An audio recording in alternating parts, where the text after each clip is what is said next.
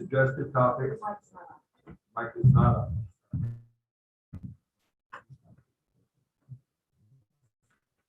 Okay, the suggested topics for this one are Zeewolde and Gwynedd, Revolt, and Gulf, Renaissance, Dean Lubinsky.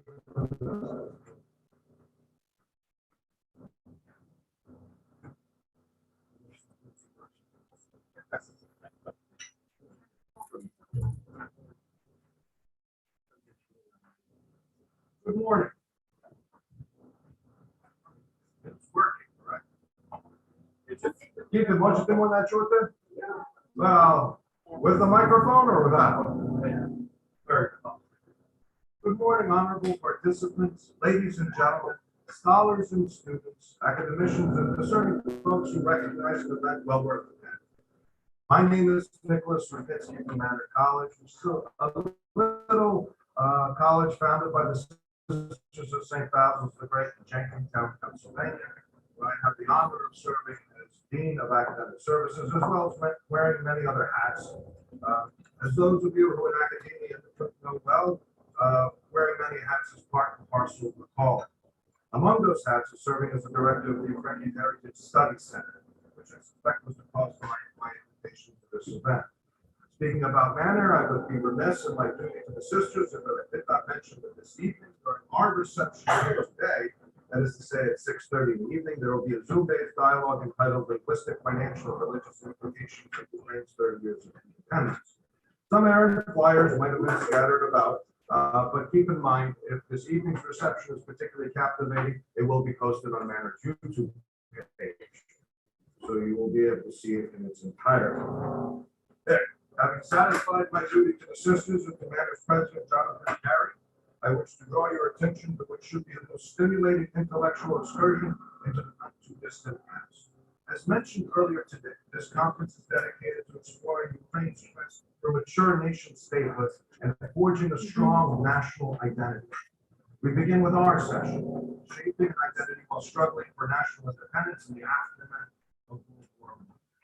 I think that a key to gaining a fundamental understanding of the current situation that this conference is dedicated to begins with the questions and postulations put forth in this very session. Who better to start us down that path of illumination than our first speaker, Dr. Anna Protzuk. Dr. Protzuk received her PhD from Columbia University, where she specialized in Russian and East European history.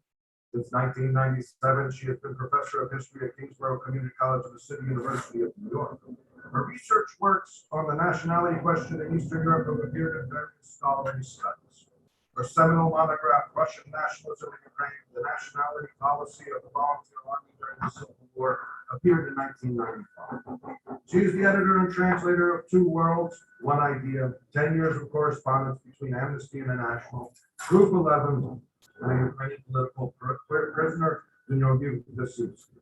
In 2020, the University of Toronto published her magisterial work, Giuseppe Mazzini's Young Europe and the Birth of Modern Nationalism in the Slavic World.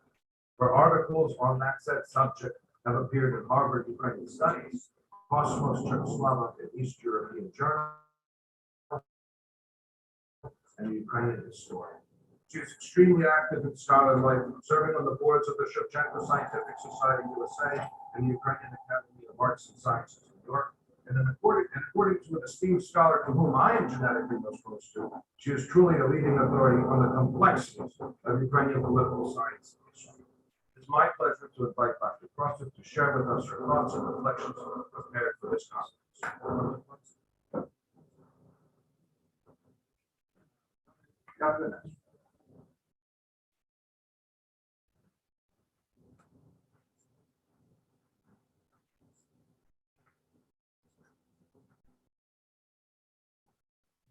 Thank you, Dr. Rudnitsky, for your very kind introduction. Well, speaking about identity, can you hear me? Yes. From a perspective of modern European history, the idea of national identity gained prominence during the era of Romanticism, acquiring a special force after Napoleon's armies began retreating from the lands they occupied. One of the foremost poets of that day, Wolfgang Goethe, captured the spirit of the times very well when he wrote it. Even though we valued their culture, we were happy to see them go. From this time on, that is roughly from the second decade of the 19th century, the formerly dominant French culture began receding into the background, giving way to national languages, national literatures, history, and art. Modern Ukrainian identity, together with the idea of independence, in order to protect this identity, emerged in this European sector. The notion of Europeanness as a component of this identity was expressed with unmistakable clarity already in the first half of the 19th century in an essay written by a Ukrainian educator at the Greek Catholic Seminary in Lviv, by an educator, and as it has been mentioned in the previous talk, we had no institutions, state institutions, but Ukrainian institutions, and it is amazing what the Lviv Theological Seminary accomplished in a relatively brief time during the 19th century. These ideas were expressed with an essay in which the message can be summarized as follows. I'm quoting the author. Nothing can restrain us from pursuits common to the whole of Europe, and we shall not be silent unless Europe becomes silent. We all want to be free together with other European nations and are patiently yearning to attain this goal. We want to be a nation and without doubt will become one because the voice of the people is the voice of God. We Ruthenians fervently believe in the resurrection of a free, independent Ruthenia. What is realized in the near future or later is of no great significance. This is because from the perspective of a nation almost 200 years ago, and it sounds like yesterday. And today, we tend to be more engaged. Similar ideas were found in literary works and political programs written by educated Ukrainians in Eastern Ukraine. These ideas were developed and brought up to date at the beginning of the 20th century by Mykola Vygotsky in his celebrated essay, Samostina.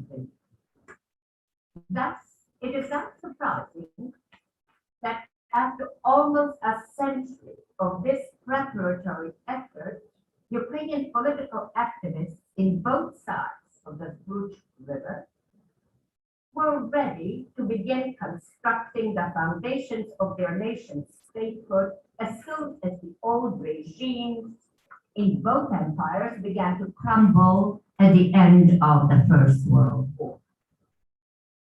In this respect, they marched step in step with other Central European nations like the Czechs, the Slovaks, the Poles, and others. Their efforts and success contradicted the dogmatic teachings of Karl Marx and Friedrich Engels, who maintained that with the exception of the Russians and perhaps the Poles, the rest of the Slavic people lacked the necessary preconditions for independence, and therefore they belonged to the dustbin of history.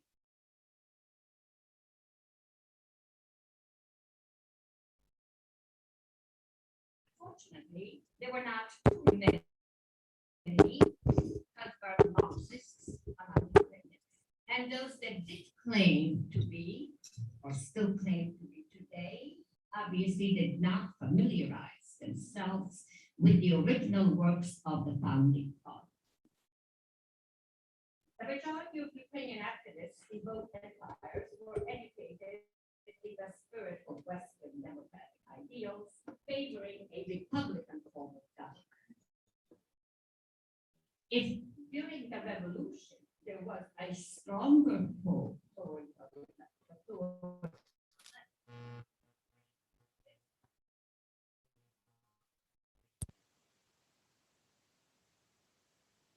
propaganda with which the Ukrainian parties had to compete for the loyalty, for the support of the rather confused masses in the countryside. In the Western Ukrainian Republic, on the other hand, political leadership had to bend over backwards to project a moderate conservative image in order to counteract Polish misinformation disseminated in Western diplomatic circles to the effect that all Ukrainians were radicals, almost as bad as Bolsheviks, and for that reason, East Galicia belonged or should be given the Poles, which actually it happened. Needless to say, minor political differences between the Western and Eastern Ukrainian governments did exist, yet they were not strong enough to prevent the conclusion of the Act of Unification of the two republics in January of 1919, a move taken on the initiative of Western Ukraine, but supported by the majority of the members of both governments and the people at large. This was support for this was especially strong in Western Ukraine. Western, including American scholarship, has given both governments high marks for their enlightened political programs, praising in particular their liberal national minority policy, in other words, for their broad-minded perception of Ukrainian national identity. The quotation that I read a few minutes ago, in fact, written in the first half of the 19th century, already spoke of national minorities. And the position of Ukrainians was to be based on reciprocity. Already at that time, this was considered. The work toward unification, a pivotal event in any nation's history separated for centuries by partitions, proceeded smoothly in Ukraine because the political leadership in both governments was highly motivated and professionally competent. Austria, after all, had the best educational system in Europe.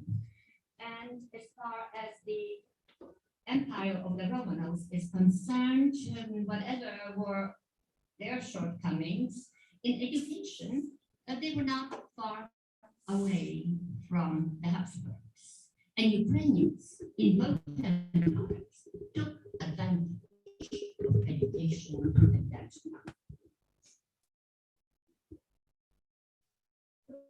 Brzezinski's performance at the helm of the Ukrainian People's Republic has few equals in Europe, and this was recognized even by highly educated Russians like Barnolde.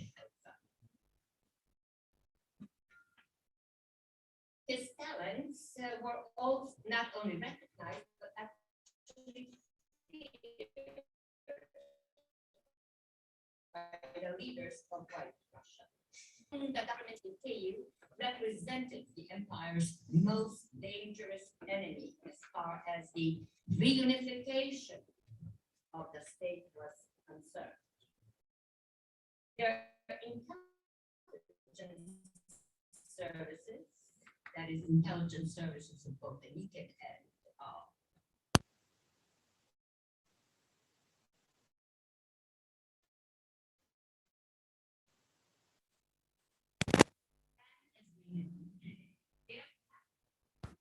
hybrid war of misinformation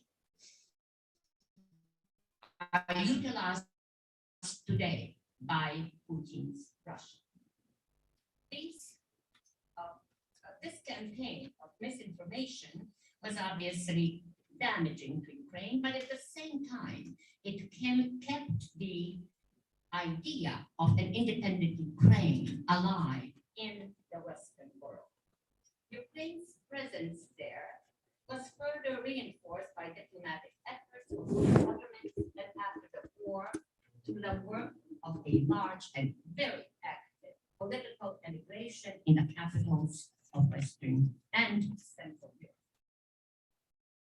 But the strongest impact of Ukraine's drive to defend and preserve its independence was on the people of Ukraine. The 3-year political effort, cultural endeavor, and military struggle strengthened the sense of national identity and reinforced the desire for self-rule among the people. Opposition to Bolshevik power in Ukraine continued well into the 1920s, as we know, long after formally the war came to an end in 1921. Strong resistance to communist rule was widespread not only in Ukraine, but also in other non-Russian lands, which the Bolsheviks claimed seriousness by Lenin at the beginning of the 1920s, when he made the fateful decision to take one step back in the march toward communism by temporarily restoring small private enterprise and by granting a formal recognition of national existence to the non-Russians. These temporary, and I underline temporary, concessions were considered essential to prevent an imminent overthrow of the Bolshevik regime. They became formalized by the establishment of the People's Republics. Thus, until 1928, at least in the cultural and to some degree in political and diplomatic sense as well, Ukraine, for example, participated in the important Treaty of Rapallo in 1922. Ukraine, in this manner, Ukraine continued to maintain its identity as a nation state.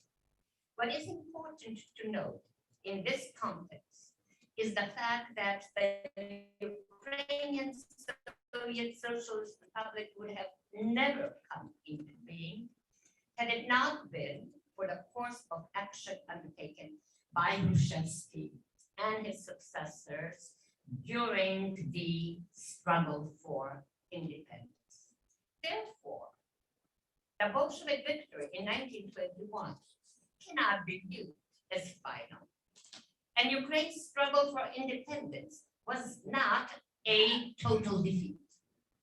As a consequence of this hard-won concession, the recognition of the Republic's separate national identity, Ukraine's culture, education, and scholarship would continue to develop with relative freedom until 1938. It was in that year that the Bolsheviks once again felt strong enough to assert their rule and revert to the path prescribed by Marx. The extreme inhuman measures beginning with 1928 were imperative from the Marxist point of view because the sense of national identity in Ukraine raised to an especially high point during the struggle for independence was too strong to be suppressed by conventional means. It is often said that the Bolshevik regime caused the death of millions of innocent people. Yes, these people were truly innocent from the perspective of the Judeo-Christian ethics guiding the morals in the Western world. They were not innocent from the social Darwinist perspective of dogmatic Marxism. From that point of view, these people were guilty of two cardinal sins: a strong attachment to property and a deep devotion to their nation. They both had to be eradicated in order to reach the Marxist goal. In conclusion, it would be of interest to us, how did Ukraine's 10-year period of independence or quasi-independence fare if compared to the fate of other newly established nation republics in Europe in the post-World War I time? In considerably curtailed form, but not completely erased from the political map of Europe, Ukraine was able to maintain the idea of an independent state for at least a decade. And even after the horrors of the 30s, its boundaries remained not only intact, but became considerably expanded after the Second World War. Ukraine's western neighbors, Poland and Czechoslovakia, though fully independent, lasted barely 10 years longer. Similarly, as in Ukraine in 1928, Poland's first victims were the nation's intellectual and political elites once the Second World War began. In both instances, these genocidal acts designed to erase the nation's identity were perpetrated by neighboring powers, insatiable imperial appetites. In Poland, this was repeated the second time once the war began, once the Soviet Union joined the war, the Katyn massacre.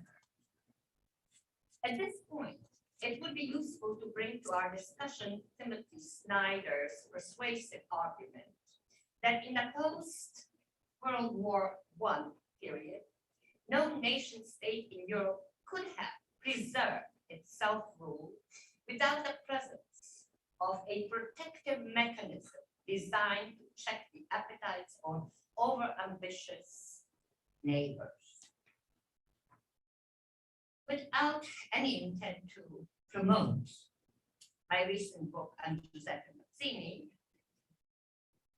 I'm happy to point out that the leader of the Italian independence already in the first half of the 19th century did actually envisage precisely this type of mechanism in the form of an alliance of nations emancipated from imperial rule and brought together for mutual benefit and protection in a fraternal confederation known as Young Europe. A more perfect instrument for the promotion of a broad-minded national identity is hard to imagine. It is fortunate that in the post-World War II period, such a mechanism was actually created in the form of the European Union.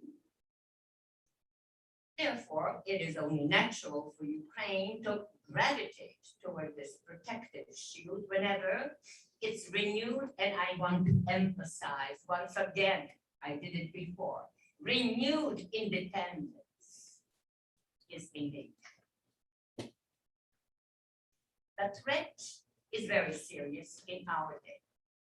It is therefore imperative to convince the present government of Ukraine to show its maturity and remove all existing obstacles that stand in the way of Ukraine's membership in the Union. Judging by the lessons of the past, it would be in the interest of European Union to reinforce its security and protect its viability by encouraging and speeding up this process. Thank you.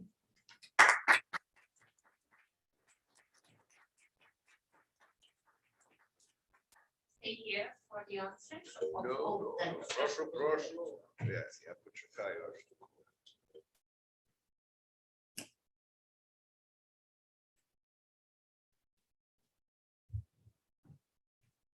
Thank you. Thank you, Dr. Frost. Ladies and gentlemen, I would ask that you reserve your questions until after all three of our honored panelists have given their presentations. That way we turn our most fleeting of resources, that is to say time, from a predator to just a diligent companion.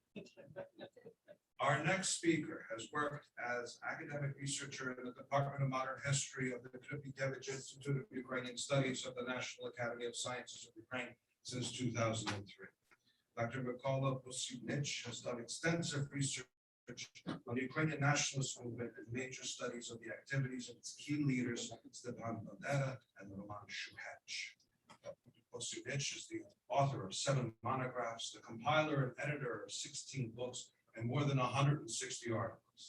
He is a member of the editorial board, the academic collection, Ukrainian Liberation Movement, the editorial board of the 2010 Chronicle of UPA New Series, editorial board of the 2012 academic 10-volume publication, Metro Dovtsov Selected Works, and the editor-in-chief of the UPA Chronicle in 2017. Please welcome to the podium, Dr. Mykola Posubnich.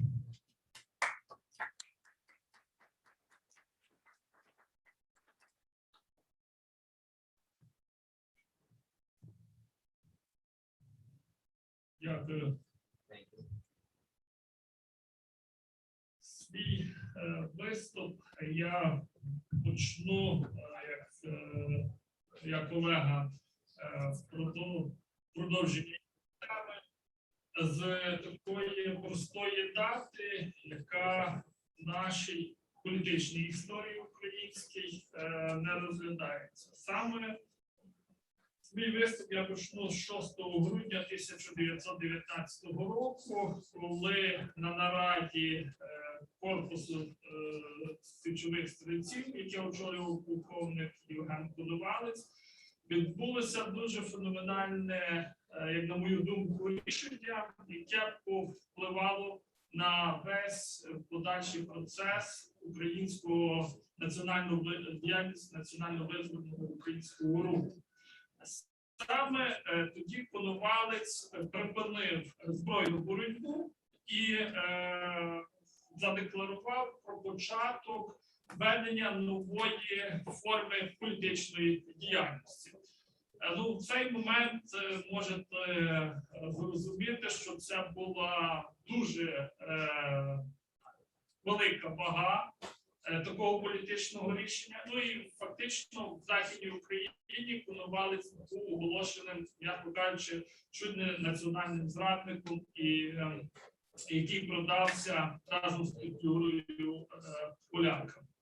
Тому чому саме я починаю з цього моменту, бо в цей час починається перший зимовий похід. Були демобілізовані так само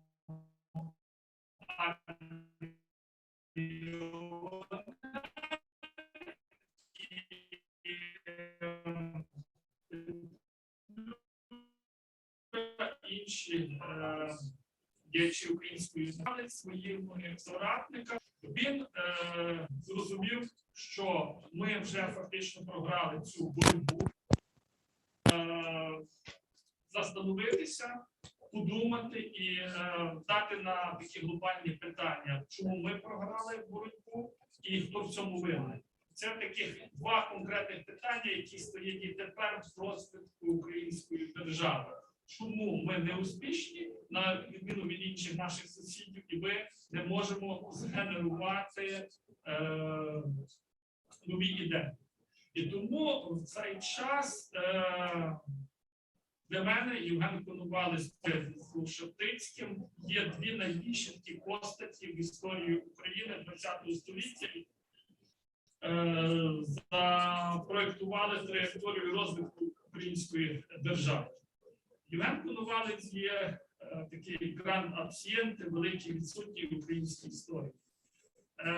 Він зробив дуже цікавий і, зокрема, політичній сфері діяльності, розвитку, формування молодого покоління. Покоління, яке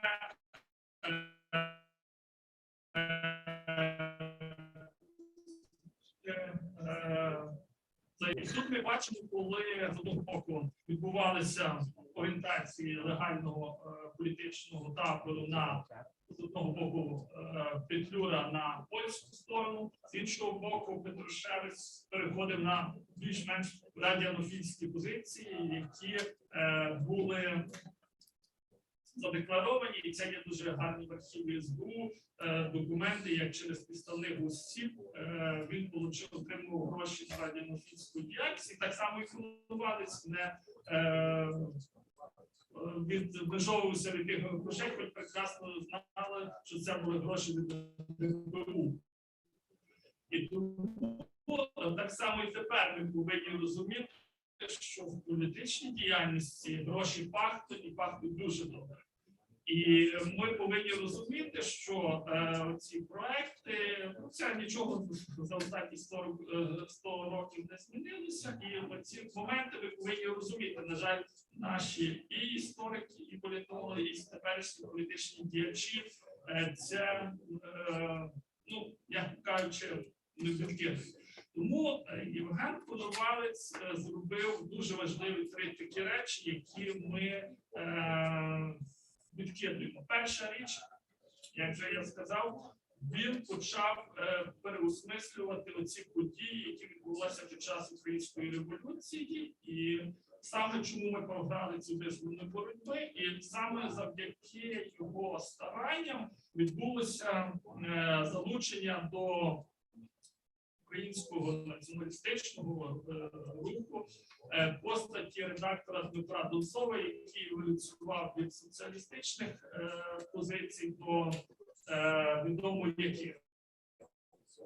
І в цей час, щоб ви зрозуміли, Євген Коновалець, як зараз, є багато таких добровольчих командирів інші, які під час війни заробили дуже великі ставки, можна так сказати. Капітал, коректно сказати.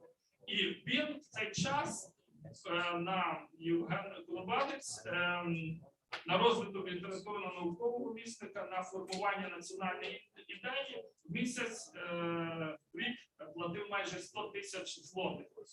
Це фактично на цей час дуже великі гроші. Якщо ви розумієте, якщо перевести на сучасні гроші, це вартувала добра корова, якщо зараз коштує $1000, тоді коштувала 300 злотих. Тобто в рік це було зараз 400 корів, він віддавав не тільки на наукові діяльності, можна сказати, в цьому. Тому це такий жарт, але Коновалець дуже прекрасно розумів, що створення цієї національної такої ідеї, витворення в науковому інтелектуальному полі цих ідей повинно генеруватися науковцями, а не політиками чи діячами, які мають що робити. Він прекрасно розумів, що Донцов ніколи не піде на таку угоду. Хоч є зараз дуже цікаві документи польських спецслужб, які відкривалися про його фактичну припинення антипольської діяльності після 23-го року. І другим таким цікавим формування основ для свого руху політичного фінансової бази.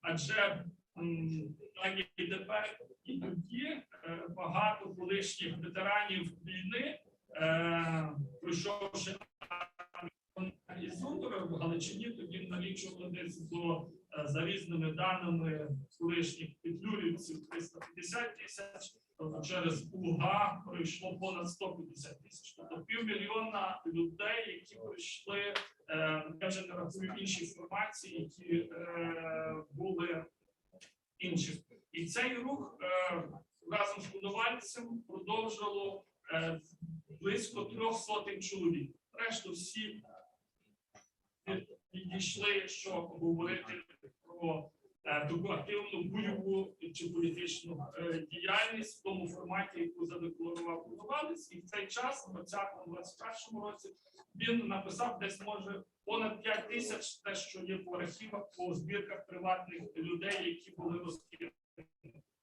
І в цей час Євген Коновалець разом зі своїми соратниками зробив дуже цікаву річ, які зараз відкидують наші громадські політичні діячі, це формування фінансової бази.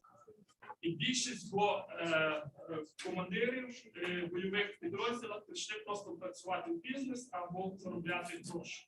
Бо для політики, як говорив Наполеон, потрібно 3 речі: гроші, гроші, ще раз гроші. І Коновалець зрозумів, що націоналісти чи всі українці завжди віталися з такою простягнутою рукою, а щоб не так вітатися, треба мати фінансову базу. І він прекрасно розумів, що політика політикою, а бізнес є бізнес. І всі гроші, які вони вклали на цей розвиток. Це друга важлива річ. Третьою, він так само своїх бойових побратимів, генералів полковників, зокрема Дашкевича, полковника Чмолу, заставив бавитися з молодим поколінням. Це Пласт, Січ, Сокіл, Луг, і багато ми маємо таких прикладів, де вони відійшли від активної громадської політичної діяльності, декларували, тобто, що вони займаються дітьми, виховують їх. Але вони виховували їх в такому патріотичному дусі, і ми бачимо процес результатів, які дали ці люди. Це покоління, яке ви можете бачити 907-913 рік. Порівняйте хтось з цього покоління. Але вони були виховані цими людьми. І так само дуже цікавим таким тих 3 кити, які зумів запустити політичній діяльності Коновалець, було також дуже цікаве те, що він разом з іншими своїми бойовими побратимами створював Українське національно-демократичне об'єднання. Ми не маємо достовірних таких даних, але всі свої засідання Євген Коновалець проводив ОУН і УО, проводив в будинку в Берліні, в будинку Левицького. І ми зараз, хто зараз є в центрі історичному, чудом зберігся цей будинок, де з 29-го року є великий поставлений герб тризуб Роберта Лісовського, меч тризуб. Тому в цей час УНДО дуже цікаво можна паралельно проговорити, бо зараз, досліджуючи документи, спогади і аналізуючи тих чи інші факти, ми можемо дійти, що це не були конкуренти, а навпаки, це були спільні гравці, які грали на одному полі і в одній команді. Бо якщо проаналізувати керівництво і засновників одного і другого, то УНДО був і Целевич, Паленський, Галущинський, Рудницький і так далі, і так далі. Тому ми подивимося, що це були одні й ті ж люди, які пройшли фронт в окопну війну, були спільними, і вони не мали що ділити, і кожен займався своєю ділянкою, як Коновалець, маючи бути дуже добрим педагогом, дипломатом і людиною, яка зуміла нейтралізувати ці суперечності. І неофіційно в ОУН існував Сенат ОУН, де входили тож Старостольський, соціал-демократ, Шухевич старший отаман, генерал УПА і так далі. Були такі люди, які з одного боку вони журили дітей, а з іншого боку, коли потрібно було, вони прикривали їм на політичних процесах, якщо вони зробили недобрі речі, виховували, але в момент були добрі. Тому УНДО я би вважав цим таким ліберально-демократичним крилом політичного підпілля, яке зумів організовувати Євген Коновалець для польської служби розвідки, було достатньо того, що одні націоналісти збираються в будинку в Берліні Левицького, голови тодішнього УНРВА. І Левицький, як власник, дуже заможна людина, та так само давав для націоналістів базу. Це безкоштовно, як ми в цьому будинку зібралися, так само він надавав для таких нарад, конференцій, де вироблялися дуже цікаві теми. І тому, коли Євген Коновалець з одного боку УНДО завжди в своїй програмі, нам потрібно це наголошувати, ставило про те, що ми є конституційними демократами, декларуємо українську незалежність і не визнаємо окупацію українських земель. Ми думаємо, що це такі були ліберали, такі колаборанти, співпрацювали з владами, але з іншого боку потрібно було, бо тесть Євгена Коновальця і Андрія Мельника був Степан Федак, який був найбагатшою людиною в Галичині, ну, тобто теперішній Порошенко, можна сказати. І він взяв собі взяття таких два чоловіка, але третій взяття був Ян Шапарович, голова Промбанку, який тримав фінансову основу тодішнього галицького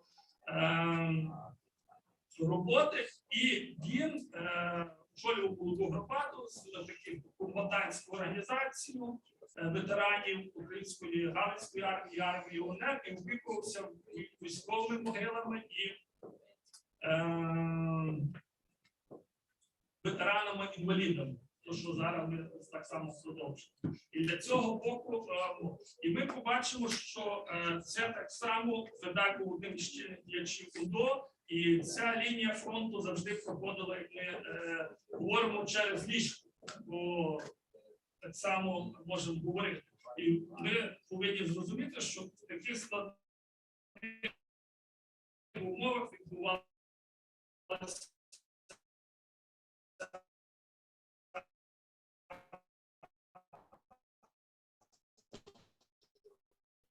боротьба і формування більше втілив під час віце-маршу. Він створив Українську головну визвольну раду. Професор Юрій Полянський, який в 20-му році творив УВО, пізніше в 21-му році пішов в професорству, плавитися, виховувати молодь і працювати в університеті. І з того, і всього, як для німців був акт 30 червня 41-го року, він стає мером і крейзі професор, який організовує державне життя, і німців бавиться от такого професора. Але оце дуже цікаво, чому він через 20 років став іменно в уряді Стецька, бо інші всі відмовилися. І тому ми маємо дуже такий цікавий момент, що я вже не говорю і не входжу в такі ідеологічні речі, але оці такі практичні речі, які в нас не актуалізуються в історії, ми повинні розуміти оцей процес, який нам дозволить в майбутньому уникати цих проблем і зрозуміти феномен цього галицького політичного чуда, яке в 20-30-х роках зуміло створити державу в державі.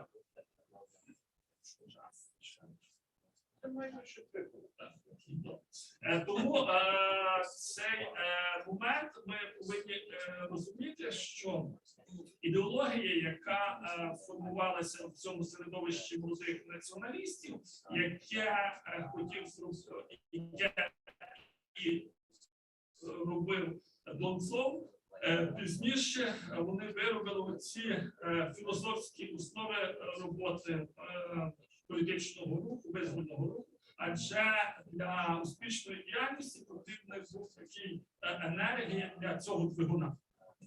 Двигун потрібно, як ви вже всі прекрасно розумієте, заправляти і вдавати бензин.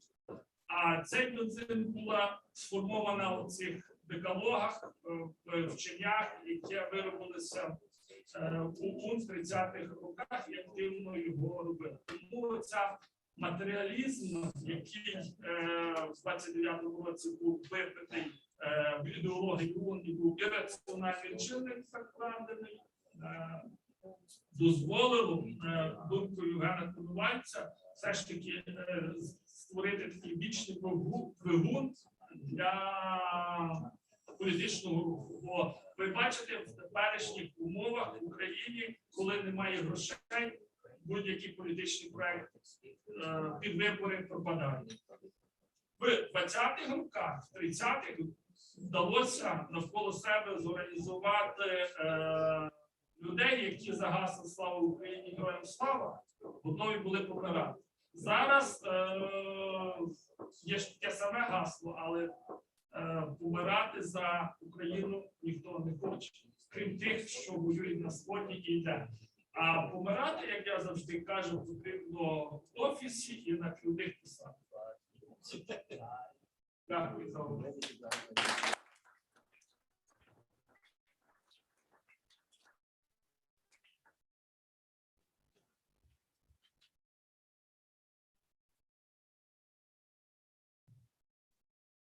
Дуже дякую.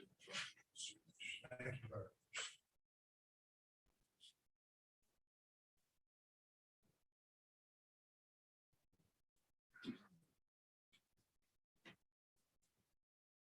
Гарно чути, що crazy professor тепер є живено в Україні. I'm sure was born here. Yuri Shevchuk has been a lecturer of Ukrainian language at Columbia University's Department of Slavic Languages since 2004. He holds a PhD in Germanic philology from Kyiv State University and an MA in political science from the New School University in New York. He has published in the US, Canadian, and Ukrainian press, and on the internet on issues of Ukrainian language, identity, culture, Ukrainian and world cinema. He authored Beginner's Ukrainian, an interactive online workbook, and Linguistic Schizophrenia, Wither Ukraine, in 2015. Yuri Shevchuk has lectured on Ukrainian language, culture, and film at Harvard, Stanford, Rutgers Universities, University of Toronto, University of Cambridge, Greifswald University, Università degli Studi di Milano, and such Ukrainian universities as Taras Shevchenko National University, National University of Kyiv, Mohila Academy, and Ivan Franko National University. Please welcome Dr. Yuri Shevchuk.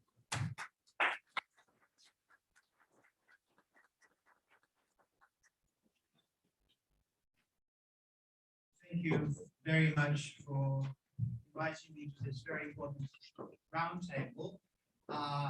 To add to my publications, it's just a brand new one, and not in the way of shameless self-promotion, but I'd like to draw attention to recently published the Ukrainian English Collocation Dictionary that just appeared a couple of months ago. It's there on the table. You're welcome to read through it. I decided to speak about the area that I think is incredibly important for the formation of modern Ukrainian identity, and arguably much more important than anything else that we tend to speak when we discuss factors that form or influence identity, such as literature. And I mean cinema. This area, or this area of human expression, for some reason, has been ignored or marginalized in discussions of Ukrainian identity, whereas it is my strong conviction that it is much more influential and help us understand why Ukrainians are the way they are today.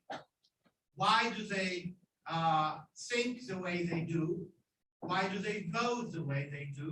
Why, in the middle of Russian onslaught on Ukrainian against Ukraine, millions of Ukrainians still speak the Russian language, favor the Russian culture, are fascinated with the Russian songs, very often to the exclusion of their, or what should be their own cultural heritage. I don't think we can understand that kind of remarkable behavior without taking into account the influence that cinema and filmmaking has had through over decades on Ukrainian minds.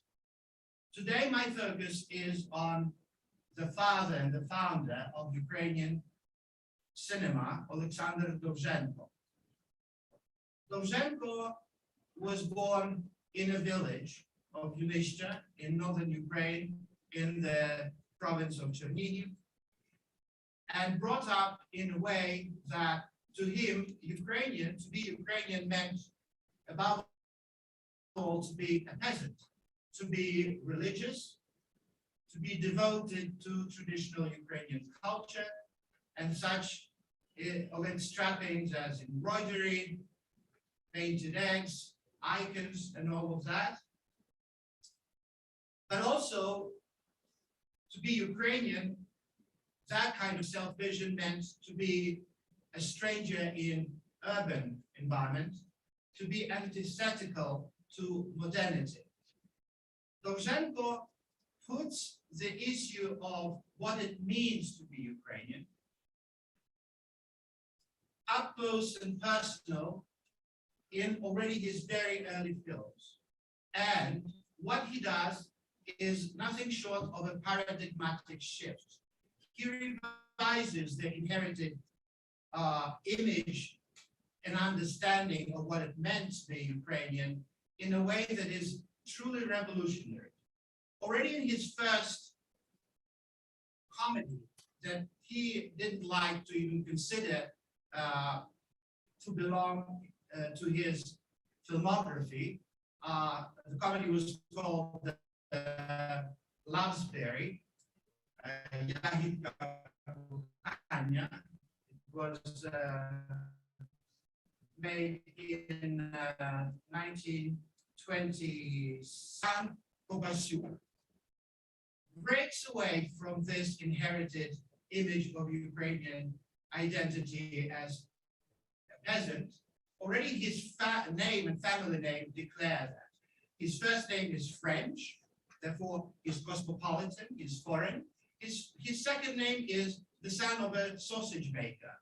That's a tongue-in-cheek reference to some Ukrainian sense of humor and tradition. But he is an urban denizen. He's the denizen of a city. He's a dandy as well. He sports a European suit, no no embroidered shirt. That was but a herald of things that were to come in Dovzhenko's subsequent films. In his most important trilogy, Zvenigora, Arsenal, and Earth, Dovzhenko examines what it means to be Ukrainian as the central issue. Zvenigora portrays a kind of a panoramic view of 1,000 years of Ukrainian history, distilled into one film. That itself was remarkable at that time. Dovzhenko is telling us that Ukraine supposedly, he wants us to believe, had an uninterrupted arc of Ukrainian statehood, self-organization, a kind of a assertion that flew into the face of Marxist view of Ukrainians as an ahistoric nation, a nation incapable of its own statehood. Dovzhenko brings out two protagonists, Pavlo and Denis in Zvenigora, as symbols of two varieties of Ukrainian identity. Pavlo symbolizes the traditional inherited Ukrainian identity, what the Soviet propaganda would call Ukrainian bourgeois nationalist. He is deeply religious, he is beholden to tradition, he's very respectful of his grandfather, but he is also poetic, impractical, and looking not very attractive. Timish, his brother, on the contrary, is a revolutionary. He is revolutionized by his participation in World War I. He comes back from the trenches of the war as a Bolshevik. he is forward-looking and progressive. Dovzhenko takes sides there, and for him, Timish is the answer, the future. He discards the traditional understanding of Ukrainian identity. Then in Arsenal, we see Timish alone. Timish is a soldier. And in one very telling episode of that film, the representative of the Centralna Rada is trying to recruit him to the armed forces of the government, and Timish is reluctant. And he is asked, why are you reluctant? After all, you are Ukrainian. To which Timish bristles and says, I am a worker. So he rejects the attempt to define him in narrowly ethnic, ethnographical terms, and proposes as an alternative a kind of social self-identification. Towards the end of the film, however, Timish undergoes a remarkable transformation. In the final scene, in the very famous final scene, that when he is trying to repel the attack of the bourgeois nationalist soldiers, and he's shooting at them with his machine gun, he runs out of rounds. He stands up in desperation. He rips open his shirt and tells them, orders them to shoot at his bare chest, proclaiming, I am a Ukrainian worker.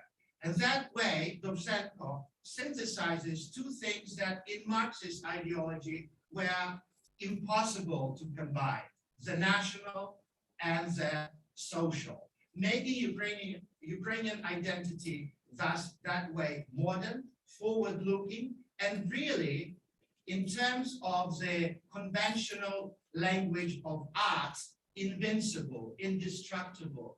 Timish is being shot at and he wouldn't fall down. He is impervious to his bulletproof. And what Dovzhenko does in the film Arsenal is really remarkable. Then in his first talking film, which is called Ivan, Dovzhenko regards another issue that is very uncomfortable for many in Ukraine today, including consecutive Ukrainian governments, namely, what is the place and importance of the Ukrainian language in Ukrainian identity? And Dovzhenko is pressured by the government to shoot this film in Russian.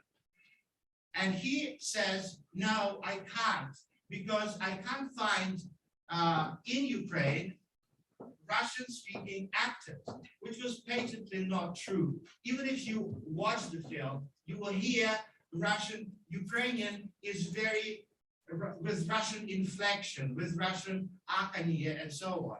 But Dovzhenko does that when Holodomor already starts, when the trial, the show trial of the Union of Liberation of Ukraine has already taken place, and the Soviets start destroying Ukrainian mind. The first blow that Lemkin mentions in his description of Ukrainian genocide has already been delivered. But Dovzhenko puts his life online, insisting that his first talking film be in Ukrainian. So what he does in Ivan and remains unnoticed even today, he presents Ukrainian as a language of the entire Ukrainian society. Today, to speak Ukrainian is still very much tantamount to proclaiming that you are a hick, that you are provincial, that you are not modern, and so on and so forth. What Dovzhenko does in 1931, he says Ukrainian is the language of the entire Ukrainian society. It's spoken by peasants, but most importantly, it's spoken in that film by workers, by students, university professors, and top party functionaries. So he wants us to believe in the face of reality, because reality was quite otherwise, that Ukrainian is not only spoken by all of Ukrainian society, but it's also completely self-sufficient. What he does in addition to that, he gets back at Russian. in one very telling episode of an argument over what to listen on the radio, and radio was then a great kind of thing to enjoy, to experience. There's a scene where a Ukrainian-speaking party activist is arguing with a woman. He speaks Ukrainian, she speaks Russian. He is in favor of progress, of communist construction. He wants to listen to the news of the socialist construction. She says, no, I want to listen to prices, to jazz, and to things that are kind of reactionary and retrograde. So what Dovzhenko does, he creates association in our minds that Russian language is the language of the past, is the language of reaction. It's antithetical to progress. That is unbelievable. Dovzhenko gets away with murder in that film. And so what he did in Ivan and in the films that I mentioned, he creates, he gives us an answer that Ukrainian society is not yet ready to accept that you can be Ukrainian and on the one hand, enjoy, be proud of your inherited identity, of your culture, of your language. But on the other hand, you can be progressive, forward-looking, and an identity that has a future. So why is this important? Because when we look at how Ukrainian, how films over the last 30 years of Ukrainian independence portrayed Ukrainians, what kind of Ukrainian protagonists they were kind of propounding, that is very often not only clashing with the agenda of Ukraine's decolonization, but in many forms implying that you can be Ukrainian without the Ukrainian language, without the Ukrainian culture, and rejecting things that, or without which, the difference between Ukrainians and Russians disappear. And thus, the battle over Ukrainian independence becomes a lost cause without even firing a single bullet, a single shot. Shevelyov famously emphasized more than once in his different texts, that and particularly Moskva Maroseika, that Ukrainians cannot hope to prevail militarily over Russia. That's not a case. Russia is infinitely more powerful militarily. But Ukrainians can very well win over Russia where victory is most important and counts most of all, meaning on the front of civilizational war, on the front of the cultural war. And one of the prerequisites of that victory, according to Shevelyov, is that Ukrainians are well in position to outline the battlefield in a way that will immediately favor them, in a way that will deprive Russian culture and Russian language of any meaningful capacity to compete and to win. Unfortunately, what Dovzhenko did more than 90 years ago in his films is now proves impossible to do for a great majority of Ukrainian filmmakers, with very few exceptions like Valentin Vasyanovich and lately a very young and incredibly interesting Ukrainian filmmaker called Katerina Hornostai, whom we hosted literally 3 days ago at the Ukrainian Film Club at Columbia University. Those people espouse, like Dovzhenko, the aesthetic that filmmaking is not about being a mirror of reality that we inherited from the Soviet colonial empire and simply reinforcing that reality. Oh, our protagonist cannot speak Ukrainian because nobody speaks Ukrainian in real life. So we will have to just do what we see in real life. Those people like Dovzhenko, they think that filmmaking has the mission not to reflect reality, as to transform it. Dovzhenko transformed reality in a way that was easily believable. We never questioned the verisimilitude and the faithfulness of his films. And now this is unfortunately in Ukraine, among Ukrainian filmmakers, a minority view. And I think that we have to speak about this as a very serious problem, not only in terms, we as scholars, imagine that there has been not a single book or article solely devoted to the study of Ukrainian character in Ukrainian Soviet film or post-Soviet Ukrainian film. Not a single one. I wasn't able to find that, nor were able to, my colleagues, and some of them know everything that's being written about Ukrainian film in Ukraine. They couldn't come up with any helpfully. These things do not exist. We have to put it up front and in the center of our attention, because all these things are very well, being enterprising, being on par with the rest of the world.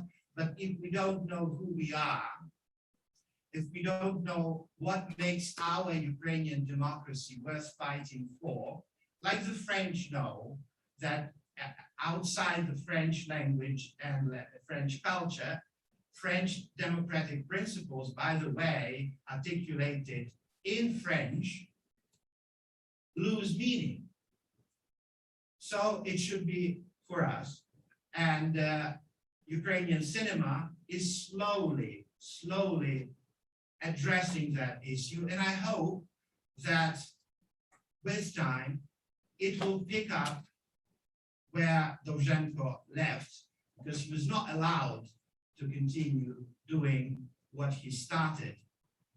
And will develop it and form Ukrainian identity in the way that makes Ukrainians really invincible, not because of the army.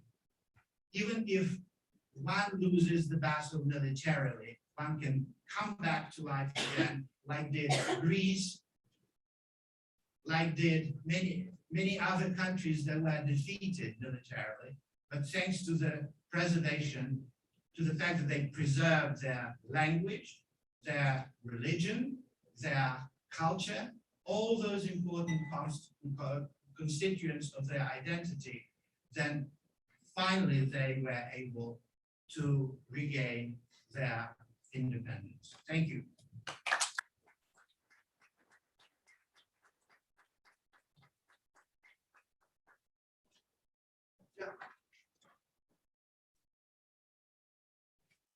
Would mention that there is a horrible graduate paper comparing Shtorf with Chapayev. When Stalin approached Dovzhenko and said, now you give us a Ukrainian Chapayev. I would not recommend, well, you can't find it. It's on a word processing program that no longer exists. But it was an interesting exercise. All three of you have presented various different pieces of a very important puzzle. And all of you have touched on very significant pieces of that puzzle in the sense of national consciousness 100 years ago.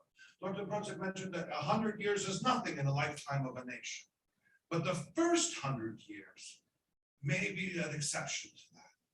Now, I realize when we teach Ukrainian history, we go back to 988. We kind of have to. But the differences from the early 20th century and today are remarkable. As Dr. Protsik mentioned, the confused masses in the countryside no longer, I mean, there may be confused masses, there will always be confused masses in the countryside, but not confused in the same sense of national identity or national consciousness. The use of language that was articulated by all three speakers and the introduction of the monetary aspects of it, money, money, money. The real world applications of these issues bring things into a bit of a clarification. I would postulate, however, that in the early 20th century, Ukrainian national consciousness spent an inordinate amount of time expressing itself in a form of a negative, who they were not Russian, not Polish, but not embracing what it precisely is to have been Ukrainian. And that is why these steps that when we talk about Dovzhenko, when we talk about Mazzini, when we talk about all these figures in the early 20th century, that is the birth of that. That is what we start seeing coming into fruition. Now, 100 years later, the concept of social media, it takes on a whole new life. My question was, I was going to use my position of chair and ask the first question, but then the more I thought about it, the less I thought it was applicable, because it is one of those magnificent Polish what-if questions that they are quite famous for, because of the partitions. What if social media had existed in the 1920s? Would then the Ukrainian national consciousness have indeed evolved in a far different fashion, or would the Russian state, the Russian culture have come in to dominate as it very much attempted to do, even in the instances of cinema? And by the way, I'm very grateful for that presentation. My father always maintained that it was the theater. The national consciousness is best expressed in the nation's theater. But I think being a product of the 20th century, absolutely fine. But I do agree that cinema, active cinema, especially right now, would be far more beneficial in terms of establishing a national consciousness. These early Ukrainians that were Marxists that had never read Karl Marx, that were revolutionaries, but more so by virtue of their experiences of World War I. I wonder if any of our speakers would like to talk about the comparison to today's movement and those movements back then. Dr. Protsik, would you care to take that on? Yes. Shall I join you there or? You do. Okay. Hang on, I know how to hit the button. Yes. Oh, you did my job. This way? Yeah, we got it. Yes. Yes, well, I'm very happy that all of us agree, or most of us agree, on the question that most, including Dovzhenko, most activists in favor or supporting the system that existed at that time in Ukraine did not read Karl Marx. And I was wondering, and I would like to ask, did Dovzhenko read Marx? Did he refer to Marx and Engels? My impression is that he did not, as most Ukrainians and Russians did not either, with the exception of Lenin and Trotsky. And they read Marx very, very thoroughly, and they knew what they were doing. Were these Ukrainians, national Ukrainians, accepting Marx simply because there was no other way out at that time? This is the best thing that we can do at this point. Let's rephrase Marx and Engels. Let's claim that they were in favor of a national communist state, a national Marxist state. And this is how I understand them. This is how I look at Ukrainian nationalism. We have no choice. We have to pretend that we are Marxists. But let's rephrase it. And to some degree, I think Lenin took advantage of that too, because there was no way out. The Bolsheviks would have been overthrown in 1920-21.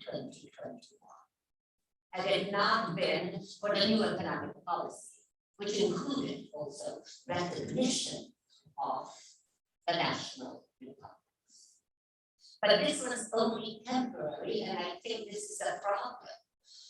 That's why Lenin is exonerated, and everything is blamed on Stalin. No, it was not Stalin's genocide. It was a genocide of the Marxists. They needed to eradicate the national idea. So, once I begin to talk, I never stop. I lost myself, and I'm not sure what I have answered. The journey you took us on was fascinating.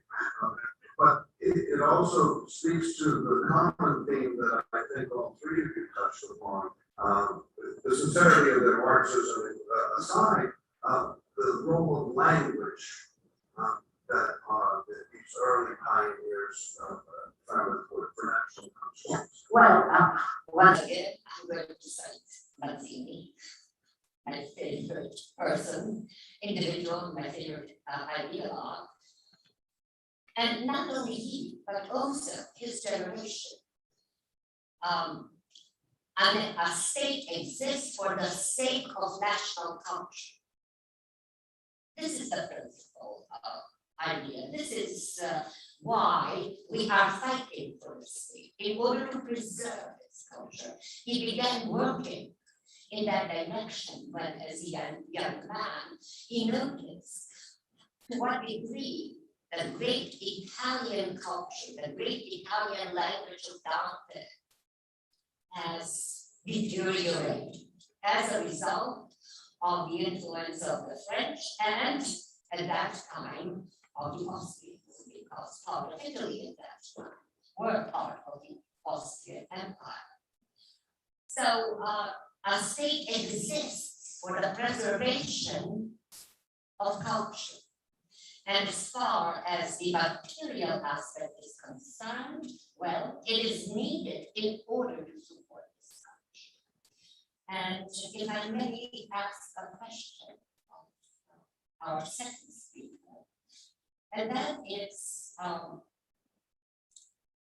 can we speak of materialism when we talk about individuals like Conrad?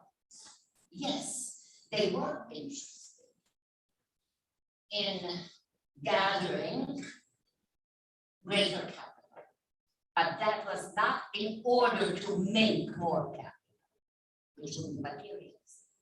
It would be capital in order to promote an idea. And that is not materialism. And this is how we ought to understand individuals like and others who were mature enough already at that time. This is maturity as far as state building is concerned. They knew that the material base is important. And they differ from the oligarchs of today. Okay. Now, Thank you. in all fairness, you just asked the question and answered. Yes. Okay. Do you agree with them? Do you want this to speak that they were not materialistic for the sake of being materialistic? Я на такому трошки саркастичному стилі висловився, і дійсно це ірраціональний підхід до української політики, це реалполітика. І Конрад був тим реалполітиком, який вмів відрізнити наші бажання від можливості. Наші можливості з тими бажаннями, які є на сучасному чи тодішньому етапі розвитку української нації. І І тому індивідуальності завжди політика є завжди індивідуальна річ, і від неї залежить дуже багато успішного, але роль Коновальця була більше педагога, який зумів навколо себе згуртувати людей, організувати і потім виховати цілу плеяду відомих під час Другої світової війни тих державотворчих процесів, які вона відбулися, і пан Іван Петриляк в доступній сесії це розкаже. І ми головне бачимо цей механізм. Розумієте, механізм діяльності, який, на жаль, ви так говорите, не діє. Дуже дякую. А тепер, please, yes, questions. Thank you. Getting back to your original question about social media. Social media has played an incredibly important role as Ukraine has developed over the last 30 years, in the sense that the sense of national identity is no longer contained within a country itself, but the sense of national identity is formed outside the country as much as inside the country. And I offer as examples my discussions with people who are not Ukrainian, who don't know much about Ukraine, but have learned much.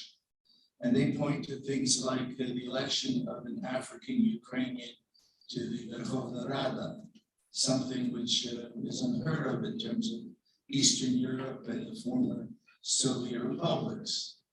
The fact that Ukraine has had 6 presidents over the last 30 years, as compared to Russia's 1.5, Belarus's 1, and we can go on.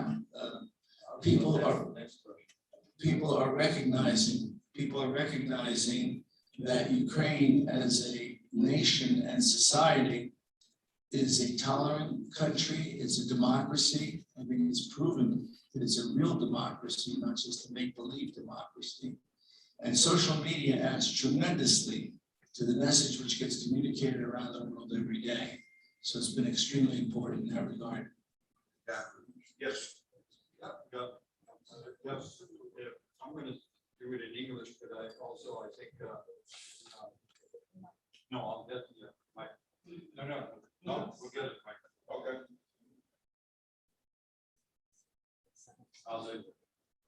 Молюся, що ти будеш розуміти так само, дорогий Микола. But я щось заважив, і я тут цікавий є, and it's interesting, what I've noticed is, whether it's your presentation, Dr. Perchuk, or your presentation, Dr. Perchuk, or your presentation, Dr. Perchuk, there is a common thread. And whether it's right, left, or center, and to some extent, Nicola has mentioned this in his relationship when he says Konovalets understood both UVA and the revolutionary side, and the sort of bombs-like side, and what Monty might have called the terms as right. So, but there is that centrist, which is always there, which you always explained to us, and so eloquently about the 19th century and 20th century, and that is that kind of cadet or liberal democratic tradition that we had from Mazzini, I mean, young Europe. And then on the left, Dovzhenko, and it looks like it could be in the same way, there was this wonderful progressive element. It was not Marxist, but it was the anti-colonial, because Kuirvei, Dovzhenko were on that level, they weren't buying Marxism, but they were buying the anti-colonial thing, the greater, sort of the greater democracy in the universe. And so in some ways, in all 3 presentations you have given us, and it's interesting Konovalets' relationship to that Undivci also understood UVA that way, the nationalists who were supposed to be ultra-right and everybody perceived them, but there was a commonality that the Ukrainians essentially, by their very definition, were liberationist. Their struggle was a liberation struggle. And to some extent, by its very definition, the identity that I see in Ukrainians, and it should be something that we should do today, is that same liberationist element, whether it's right, left, or center, the fact is, it's reflected in the 3 Maidans. We always go to the Maidan. We always go to the nation. What other nation always goes to the nation? It's always about elites, oligarchs, and everything else. And in fact, we now know that oligarchization of Ukraine is is not ours. Ariel Cohen has put it, the Russian uncles have imposed it on us. We seem to have a tradition that goes to the nation. Am I mistaken? Because I'm sorry that I took the platform so long. But the fact is, am I mistaken? And to all three of you, I'm asking this. I'm touching my own regime, so I know I have to stop this at some point. But I'm asking all three. Чи не є якийсь елемент того, що освободительство, що в якій формі, чи соціальній, чи політичній, чи національній, чи навіть культурологічній, чи ми не є ті чоловіки, в якоїсь мірі надприродно прогресивні. Ми в якоїсь мірі все, щоб краще було для народу, краще для людей. І то нормальних наших людей. І чи то не є наша, чи на якоїсь мірі, то не є наша традиція навіть між тим, що кажуть, що є крайні праві. Наші крайні праві популісти. То, значить, чи не є то частина нашої історії, щоб ми були освободителі постійно, і ми з народом постійно, ми в Майдані постійно, і тому ми все робимо, що на Майдані. І перший Майдан, і другий Майдан, і третій Майдан. Я вас всіх трохи запитати. Thank you. I didn't have the chance to answer Anna's question and the question, and I'm very brief.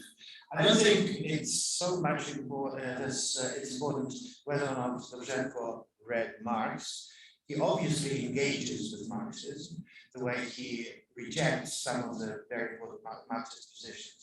What is important to me, strategically, is, and Dovzhenko, I think, for us, that Dovzhenko was capable of what Ukraine is not capable today, namely generating its own narrative, not the narrative that is reactive to the narrative on Ukraine generated elsewhere. Tolerant Ukraine. Why do we have to prove we are tolerant and vote for an African Ukrainian into parliament? Or what's the big deal about Ukrainian president and prime minister being of Jewish origin? Why do we need to answer to memes about Ukrainian anti-Semitism that are generated, we know where? Why do we need to prove and react to something? Why are we not capable of generating our own narrative the way Dovzhenko was capable of doing? At what point our liberation struggle becomes post-colonial, without regard to what is being told us about us, very often with a patent purpose of distorting the real state of things. To me, that is a strategic problem. And later, yesterday, the government of Zelensky published a list of words and expressions to avoid covering events today. That's just the newest indication of how we are reactive and not proactive. How we should call the entities, the public entities in Donbass this and this way, as opposed to how they're called in Russian press. How we should, right after the Revolution of Dignity, switch into Russian to persuade Putin that Ukrainians have nothing against Russia. That's a dead end. That's a kind of political stance that is doomed to failure. And we're already into 31st year after independence, and we prove over and over again that we are incapable of generating a narrative that is our own and not an answer to all kinds of preconceptions of us being intolerant, of us being this and that. We are 1 minute over, but I would also mention that major theme is language. To which I would have to follow up with a question, which Ukrainian language? It was a big thing for us in Ukrainian school. Well, when the new wave came in, the Ukrainian was different from ours. There were attacks, oh, that's Russian, oh, that's Polish. You know, language is not the LPL. But I also point out, Sahar, to your question, the tradition of leadership, the tradition of social society. From cause Sahar, Hollywood just did it. They did it without calling it Sahar, Nighthawk, I mean, it's credited to Ivan Franko based on Sahar Berkut, and it's a completely American production. It's a Hollywood production, but it is from Claude's story with the original names and the original motifs. So the cinema angle absolutely is wonderful. Having other cultures do it about us has a value as well. Я би ще хотів додати до Зарицького відповідь. Якщо аналізувати державну історію українську, то Майдан ми бачимо розвиток стільки західний вектор. На Майдані, коли Юрій Долгорукий прийшов і взяв владу незаконно, династичну в Києві. Що зробив люд, віче, Майдан, вони вийшли, його скинули і отруїли. Тобто це перший вияв Майдану, коли люди вирішили, що вони не хочуть мати. Це був східний вектор розвитку, можна казати, московський, суздальський, але коли вже Андрій Богородський прийшов, то він так як він знищив Київ і пограбував, ніхто так для того татара не знищив.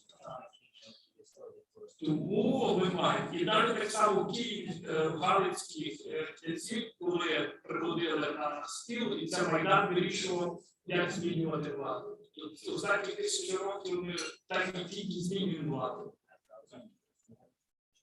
Якщо можна долучитися до цієї дискусії, то я б хотіла відповісти на запит, чому Майдан. Я вважаю, що Майдан можна було передбачити, як Україна вибрала першого ідеологічного секретаря президента. І це з підтримкою диаспори. Це вже можна було передбачувати, як підуть, як буде розвиватися дальша історія України. Правда, був тиск Заходу, особливо Америки, щоб вибрати якраз такого президента. Такий тиск був також в Чехословаччині на Габеля. Габель відмовився. І так, як я розумію, говорячи з Чорномором, після того, як він повернувся з Вашингтону, Чорномора переконав, що Кравчук буде виконувати рухівську політику. Це можна було знати вже тоді, що так не було. А щоб не наголошувати ще одної доповіді, я б хотіла тільки підкреслити, що добре, що є Майдан, що наскільки суспільство зріле, що як вже Україна знову стоїть перед пропастю, народ виходить. І то не тому, і то не є так званий середній хрест, що все підкреслюють західні марксисти, що тепер Україна має середній хрест. Ні, то не було з матеріальної точки зору, але матеріальний аспект також є потрібний. Це було, виходили, щоб втримати Україну незалежною. And thank God we do have that. We're getting into a discussion, by the way, especially for those of us who participated in the Orange Revolution, and then the Revolution of Dignity, that we can be talking about this until the end of the day. So I would suggest. Yes. Or we can go on a coffee break. Well, the organizer has a question, so I know. Дуже вам дякую. Something Hold that, on, with, so that we don't have chaos, because we also are watching this live, so that this doesn't descend into chaos. This coffee break is going to be 3 minutes long. I want this to be known. You'll have a little bit more time for lunch break. That'll be 10 minutes long. The fact is 3 minutes, and I want everybody back and Judge, okay, we are going to have it slightly, I think, I have gotten notification that Congressman Harris at some point is going to be coming in. So I'm going to be asking that this be 5 minutes, 3 minutes right now, and then we get right back to hear the next battle. Okay? All right. So if you need a coffee, I get it now, and 3 minutes will be. The introduction is going to be on the screen. Thank you very much. That was really good. And you put us on. Very good. That was really good. Thank you.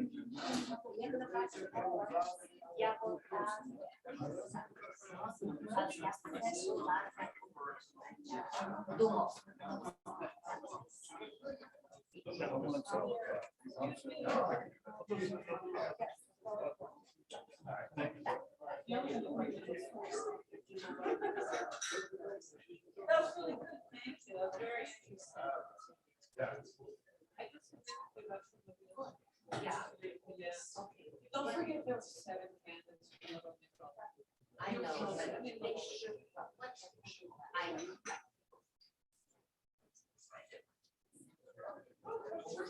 If we can maybe.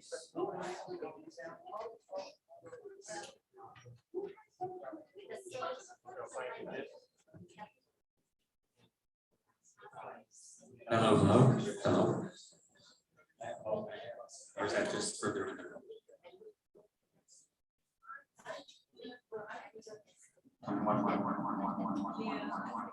It's right above my head, right? Yeah, but there's nothing here. Okay. Oh, yeah, over there. Good. Less of the neck. Less.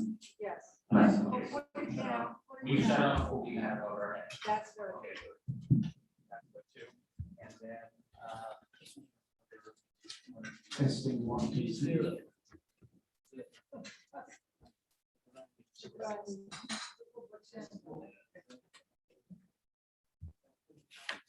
yeah. Oh, is that one too? Thank you. Okay, and. No, I just moved it out of the way because we needed to control everything on the one speaker instead of that. That one was getting, nobody was using that mic, so. I was thinking of plugging in if it's not, but if it takes HDMI, let me get past the HDMI right now and see if there's a loop. So what you can do, you can have the audio from here. I can't, yeah, but if I'm using HDMI, HDMI overwrites everything. I've been able to. Okay, but I have not, that's the problem. I can't get anything on my headphones or my external sound. It's the HDMI, so let's see what we got. Audio settings. That's reasonable. We'll wait.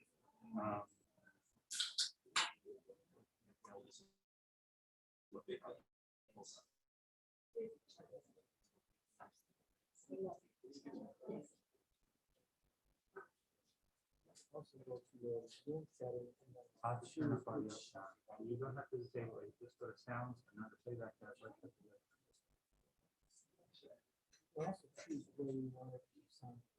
It's not working, that's the thing. Device manager. Okay.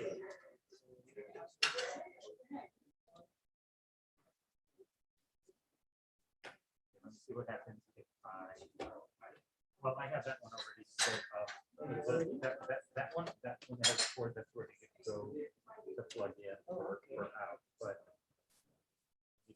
let me see what happens when I disconnect it. I know. Let's just see what happens. Right to that.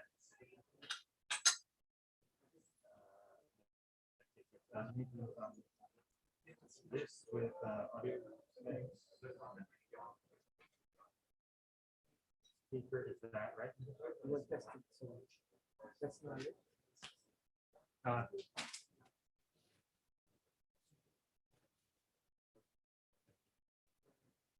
now. It's not.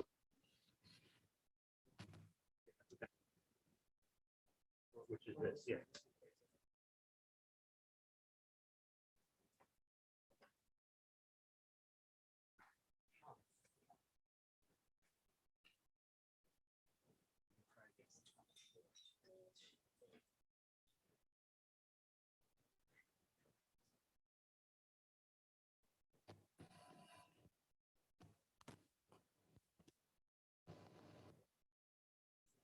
What I can do is I can try another.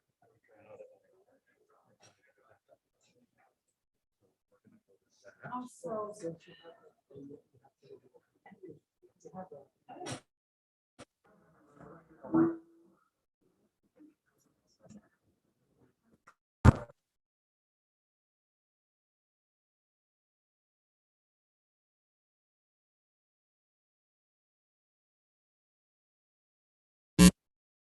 Okay, I need to test my microphone. Can you just tap that little microphone for me? Can I give you my flash drive yet? Yes, you can. Tap that. Testing, 1, 2, 3, testing. I'm getting a signal out of that. Good. Okay. All right. So This one. so we will air the HDMI. I haven't plugged in HDMI. Let me see what happens when I do that.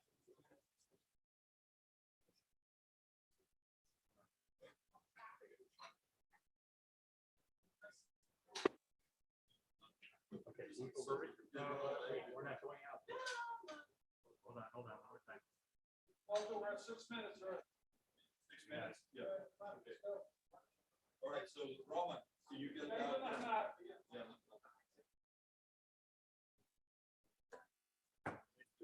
Okay, that's gonna be okay. Yeah, thank you. I think that's gonna be the solution. Can you do it now? Yep.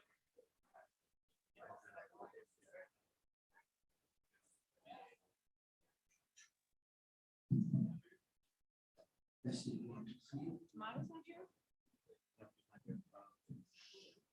Are you in this panel? No, it's 2 o'clock.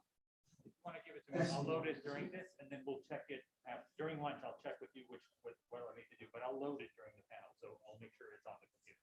Okay. Yeah, but there's a whole bunch of stuff. Okay, meaning I'll just copy everything over. I don't want you to copy Oh. everything over. Okay, then never mind. Okay, I'll let you know when it's time. I just want to make sure, because the next speaker panel has a speaker coming in, and he needs to be able to hear the room and be translated at the same time, which is going to be a pain in the butt, so we'll see. Okay, and it says question presentation, you open that up and it says slides, just the slides. Okay, okay. Yeah. Andrea, Proszę. maybe you should be here also. Слухай. I cannot believe this. Але я то, що ти присилаєш, про рока і так далі, я всім висилаю знову. Я спеціально на Флориді, я маю 30 чи 40 людей, що то висилаю. 40 людей, а тоді ті. Я дістав 10 calls. Пане голово, кажуть мене, що то слово forbearing значить? Forbearing, that's a tough one. Що ви таке пишете, що ми нічого не розуміємо? Я їм казав, що Forbearing is broad-minded. No, So it's ironic that they're asking. Call of tolerance. But if you are sending it to people around, навіть то науковці, я тобі скажу, то найбільше десь Флориди, багато других. Квестіонують, пишіть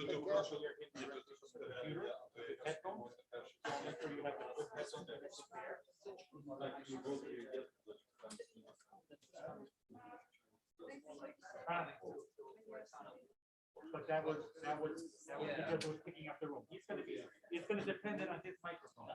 And we'll check with him. He's already online, by the way. So we can see about talking with him.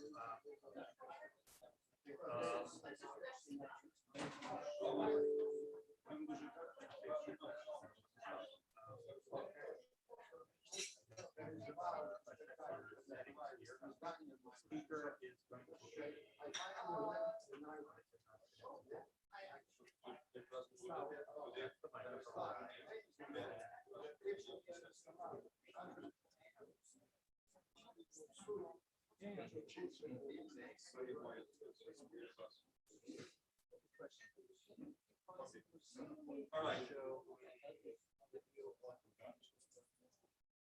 Yes, I don't know where in the program that was picked, but. Okay, this is 11:15. Okay, yeah, we can. 11:45. We're already a little past schedule. Now I have to bring the assembly to order. Please sit down wherever you need to sit down. We're going to be asking the members of the second panel to keep the surviving a genocidal blow and shaping an identity while struggling for national identity during and the aftermath of World War II. The moderator will be the Honorable Uday, Senior Judge of the U.S. Court of Federal Claims, and Judge Uday, I'd like to sit in the front where we have it. Sir? Judge, would you like to be able to sit down? Marusha? We have no control of the brain. The second would be Dr. Ruben right now. I think he's already ready. Yes, thank you. Without Chandra, I'm going to ask you to the front. This should have been an inverted U, and it turned out, yes, there are two pronouns. And then we're going to have Dr. Fitriak. Is he ready on the? Ivan is online. He's online. Will he be on the screen? Can we see him? So that, yeah. Hold on for a second. And the suggested topics are going to be how more than the consequences of Russia, Ukraine, and Buddha and Kupa who have as the suggested topics for this particular session. So raise the today. I think it's yours, and I'd like to be able to open up this next session. And I'm going to ask, I know this is a terrible thing to ask, but I'm going to ask that it be kept about 85, which means about 5 minutes. Questions may be shaved from this time, because we're keep any sort of secrets. I'm going to ask the next panelist as well. Okay, so Dr. Dave Sullivan.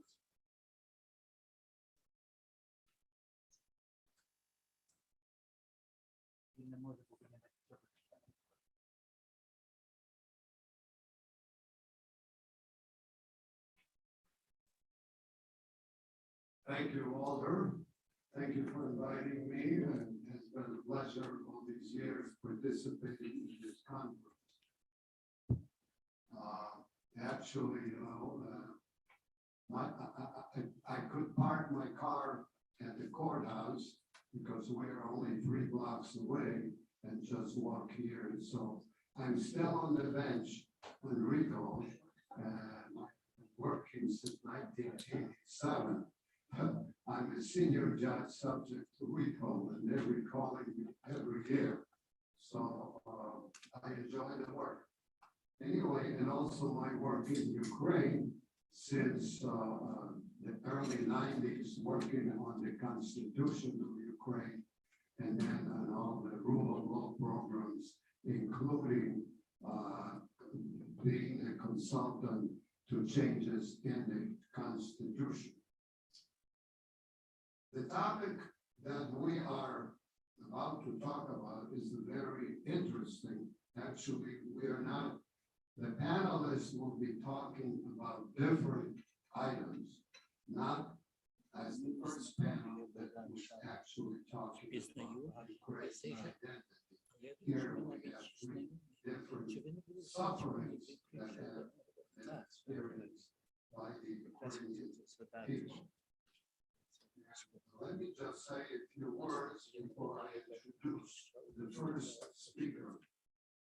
Between 1932 and 1933, millions were starved to death in one of the gravest man-made tragedies inflicted on the Ukrainian people and nation. Actually, we're commemorating 89 years from that time. In his 1953 speech on Soviet genocide in Ukraine, in the New York City, on the 20th anniversary of the Holocaust, Rachel Lemkin, who came from Ukraine and was an assistant prosecutor at the Nuremberg trial, and then he was the one that directed the Paris Genocide Convention in 1948 and really coined the term genocide, spoke about the foreign acts used by the Soviet communist regime to liquidate the Ukrainian nation.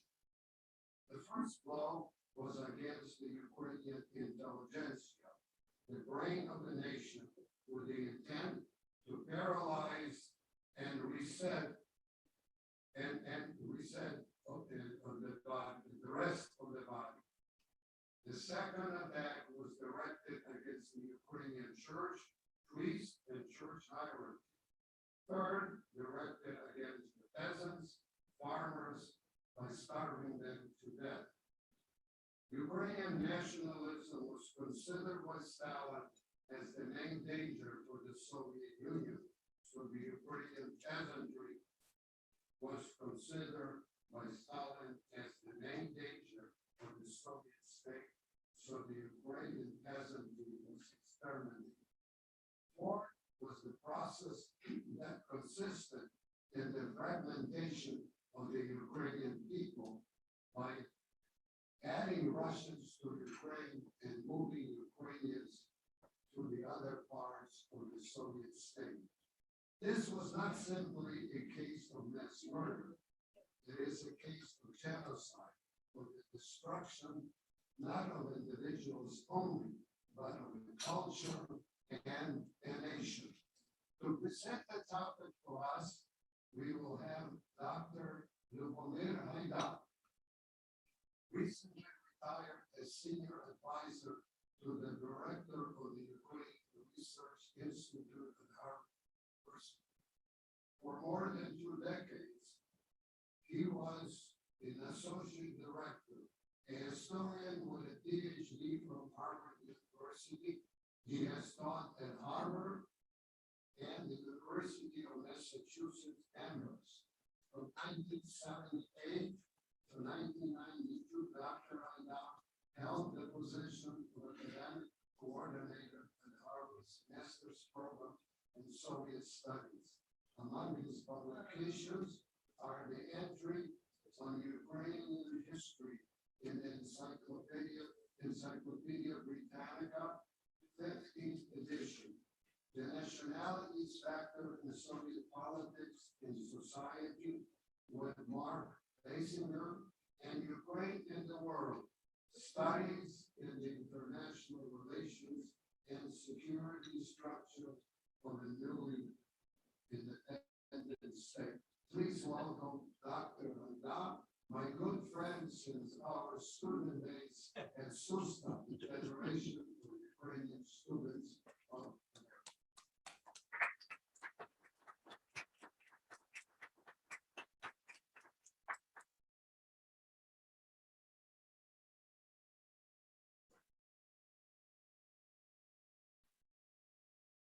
Thank you very much. It is true that I can still visualize some of our SUSTA conventions at Suzuka, especially when we were anticipating the arrival of Valentin Moroz, who had been released from Soviet incarceration. I have pictures of that. It seems that only yesterday, but I guess time does fly. I would like to make a small recommendation to the introduction. The title of this conference includes the word forbearing, urging us strong and forbearing national identity. And I would like to ask for your forbearance, because I will veer a little bit away from the topic as formulated. I was asked to talk about the Holodomor which I will do, but not in the sense of concentrating on the historical events, the facts. This is a presentation that would have been very different, even 20 or 30 years ago, when one would have to explain many of the facts which were only first coming to light, which had not yet been digested, which had not yet entered the mainstream of Ukrainian consciousness or of the world of scholarship. I think that is no longer true today. I think we know the basic outlines of what has transpired. We know many of the details. The time is, I think, now to think more analytically, more creatively, more future-oriented in what this events has meant and can mean for the Ukrainian nation in the future. So let me say some obvious things at the beginning, and that is that in the forging of national identity or national consciousness, many factors come in, and some of them are true of most nationalities. Some are true in some cases, but not others. But by and large, we know that language and culture, based on that language, is a very important component.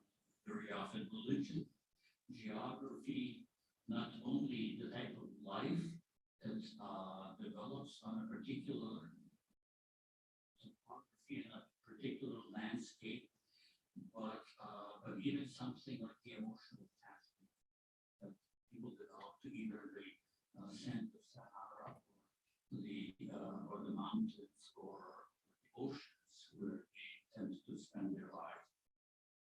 And obviously history. Frequently, also, there are catastrophic events. There are traumas that result from wars, natural disasters, and other very bad events. And of course, such events include what we call genocidal events. Ukrainians experienced a number of large-scale tragic events in the past, but certainly none as devastating or as fateful as the Great Famine of 1932-33 that has now received the accepted name of Holodomor, death by starvation. As I mentioned, I do not want to concentrate on the actual events, but just for us to have a framework, let me in 2 or 3 minutes mention the main events that led to and to the famine, how it transpired and how it concluded. The 1920s, as we know, was a period of relative liberalization in the Soviet Union and in the Ukrainian Soviet Republic, the period of Ukrainization, which people can debate whether it was a genuine liberalization or whether, as one of the characters in Mykola Kulish's play Sonata Pathetique, who says, don't trust this, this is a method to uncover us who we are and then to destroy us. Whether that was the intent or not, that is in fact what happened. And by 1929, Stalin had consolidated his personal power, launched the fantastic industrialization schemes, which were to be borne on the backs of the peasantry, paid for by their labor, and that required basically the reintroduction of a second serfdom, and the kind of control and discipline that could extract as much out of the peasant population as possible. And of course, it struck the hardest on Ukraine with collectivization. And it was also where the strongest opposition arose, which apart from Stalin's long-standing distrust and dislike of Ukrainians, this added to the suspicions of what the Ukrainians were up to, and that was to sabotage his various plans. The result was the artificial famine of 1932-33, in which millions of people perished. More millions were not born that should have been born. So the demographic catastrophe was unbelievable. And if we add to that, those who had been deported as kulaks or kuli, that's even a larger loss to Ukraine, leading to the demographic change, which brought some Russian settlers to take the place of the destroyed Ukrainians, which led other Ukrainians from the villages to flee to the cities, where they were becoming subject to russification and change of life, and the enormous changes on all levels of existence that we can now call genocide. Scholars quibble, in fact, they quibble about the very term, what the significance is. It's a separate topic.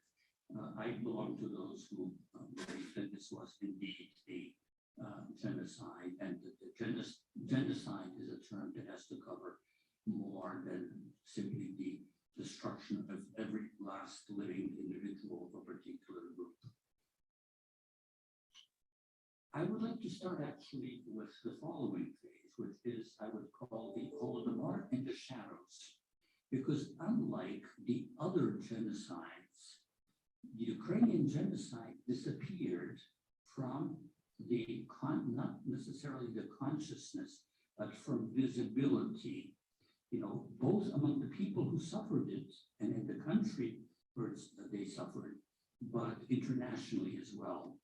If one thinks that the Armenian genocide received an enormous publicity through the novel of the Austrian German author Franz Werfel, The 40 Days of Musadat, that the Cambodian genocide, which took place in the 1970s, very shortly after, in 1984, because it became the subject of a very widely distributed film, The Killing Fields, or that the Holocaust became the subject of an enormous literature, nonfiction, fiction,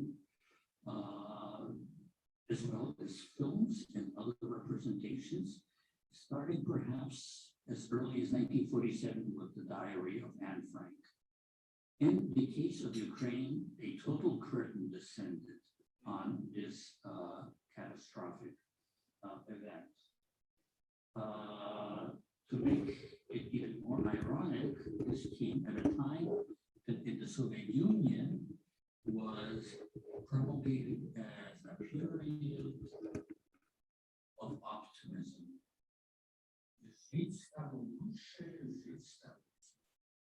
So that not only the people had just undergone enormous traumas, they in fact had to pretend to celebrate a beautiful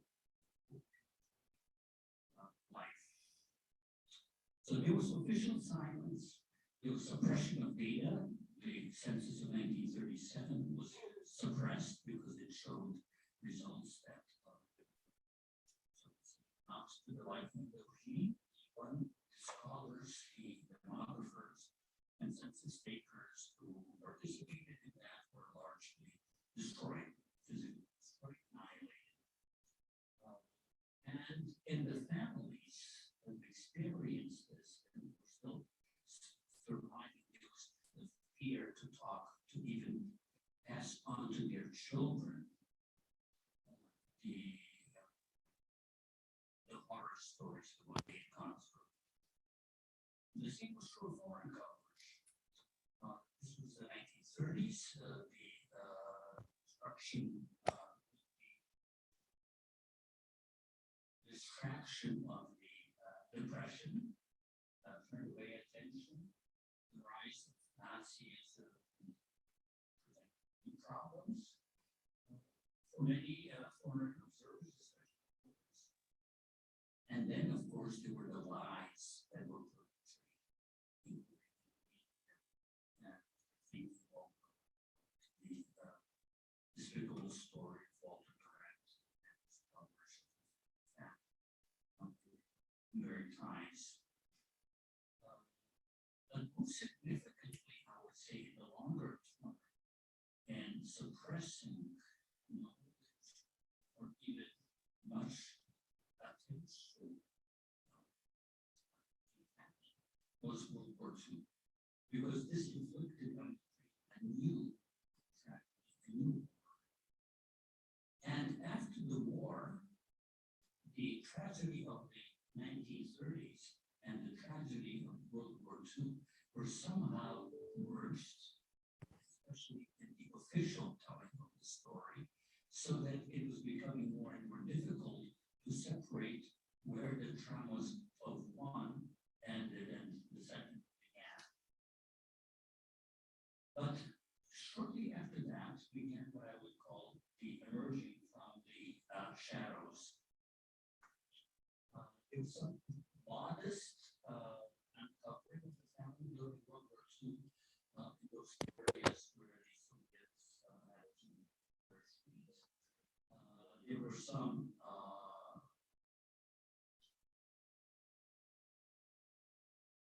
emigres after World War II who participated in a very widely conducted but not very well yet utilized project called the Harvard Emigre Project.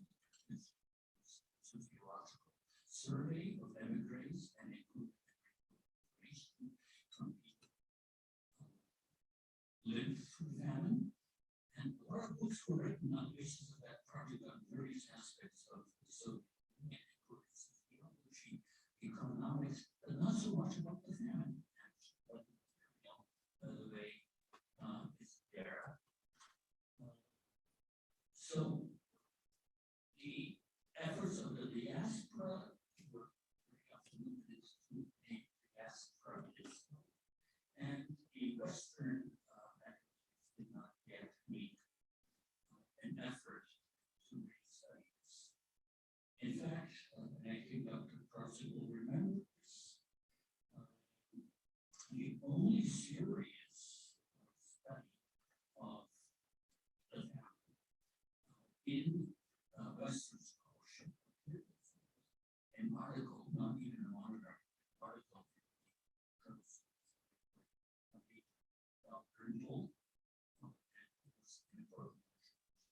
but the breakthrough key was the front in the 1980s, circulated by which resulted finally in the publication of a monograph by Robert Conquest of the Harvard Sierra.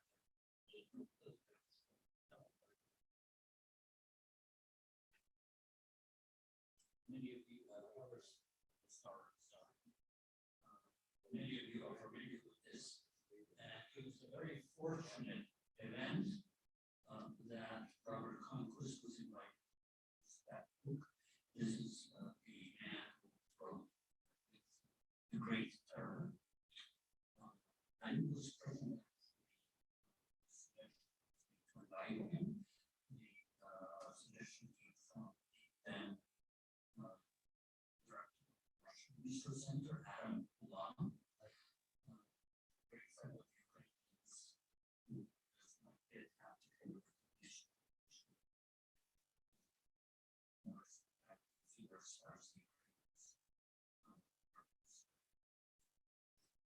From that point, the studies proliferated. I will jump ahead.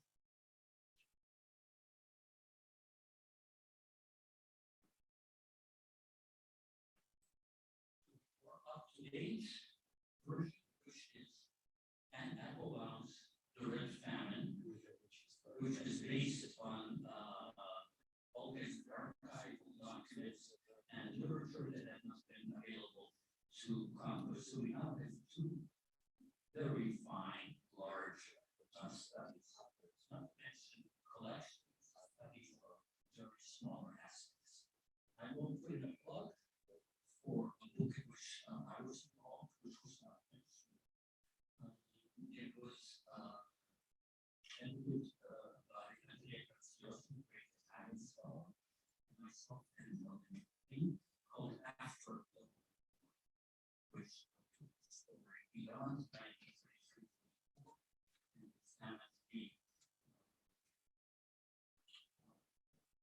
long-term results and effects of that. This is not to say that in Ukraine itself, there was nothing being done. And in fact, I want to share with you, and especially with Mr. Marinovich,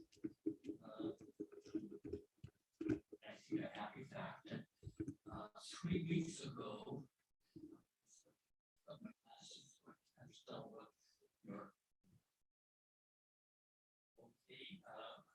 I'm going to have to do a little bit more if I have because the real highlight is only coming up. This is mine, who is a graduate of Catholic University of Lincoln, had a successful defensive doctoral dissertation at the North University, and take this on rethinking the descent of Ukraine and the point where some of the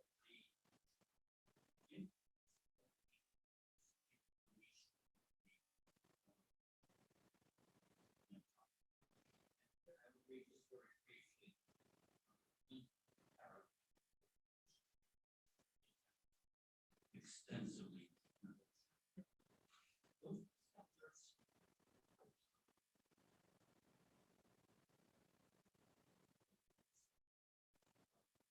The dissertation embraces the formative issue of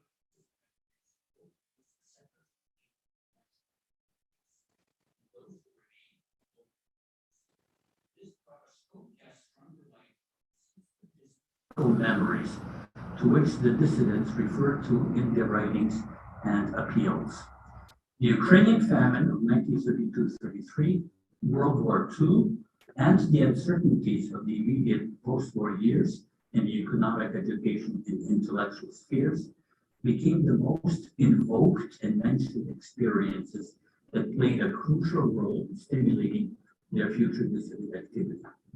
Those dissidents who remembered the Holodomor as little children or heard about it from their parents developed a distrust of the Soviet regime early in their childhood. This grew after witnessing their parents' fear to share their memories and the general taboo on this topic in all spheres of communication. The official secrecy surrounding the Holodomor continued almost until the Soviet collapse. Even with de-Stalinization, the Ukrainians could not elude Stalin's crimes in organizing this man-made calamity. Those who did not personally remember the Holodomor but learned about it later in life demonstrate that cognizance of the Holodomor seriously shook their loyalty to the Soviet regime. If the famine was the result of natural causes, why could witnesses and survivors not even speak of it? This secrecy affected especially those intellectuals who had held an apologetic stance towards the Soviet government and learned about the Holodomor later in life. So that we could say, as I mentioned, this is developed more fully and should be developed even more fully in further studies.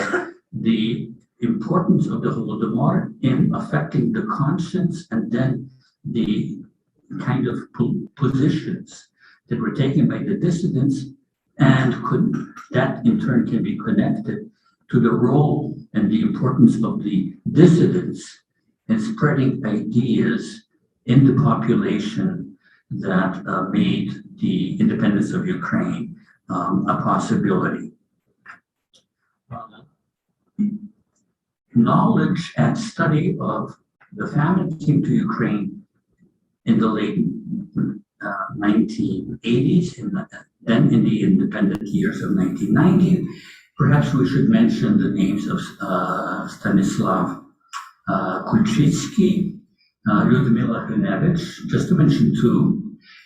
We should note the enormous contribution of the archivists who opened up the archives to the study of documents, the materials, making it available. In the first instance, Hennady Boryak, who was the head of the Bershkom Archiv, the archival system of Ukraine, and also Volodymyr Vyatrovich, when he was head of the archives of the secret services of Ukraine. The education system gradually, but with difficulty, began to incorporate ideas. There was resistance from certain political forces in certain regions, and I will not go through all those travails, but if I could be permitted, with the help of Andrei Dobriansky, if he is still there,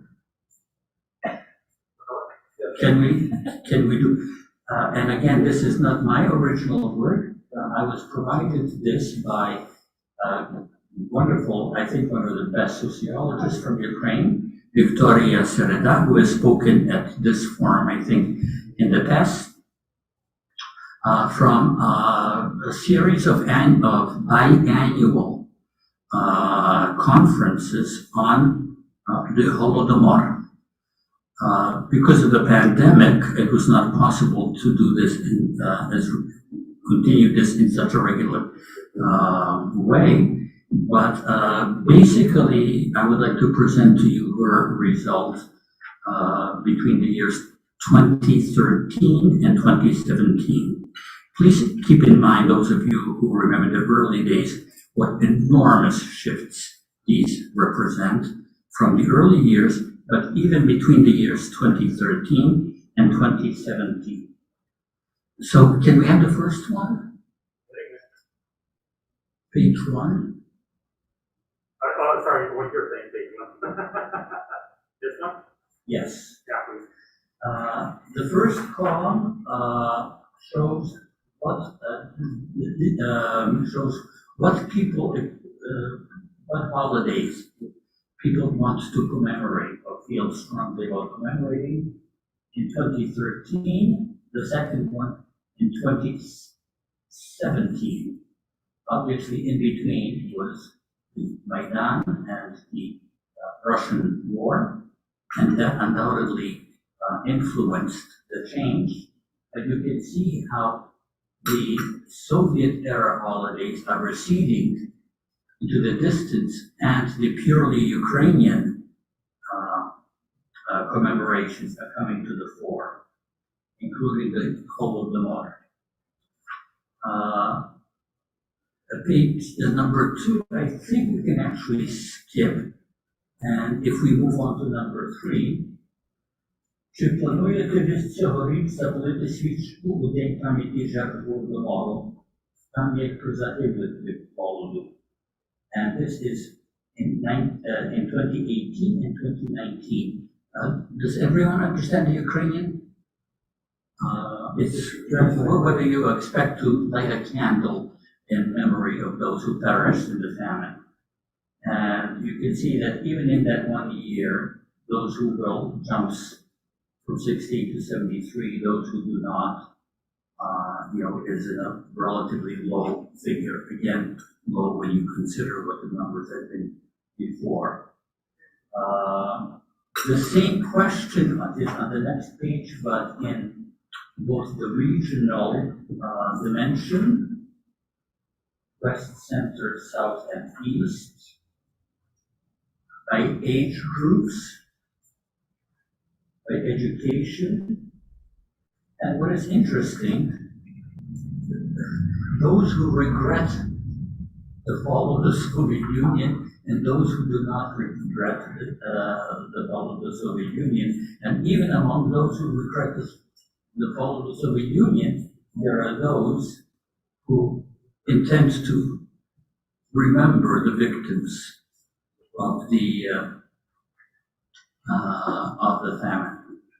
If we move on to number 5, which is about halfway through, the importance of listed events in the history of Ukraine as people see them in the years 2013, 15, and 17.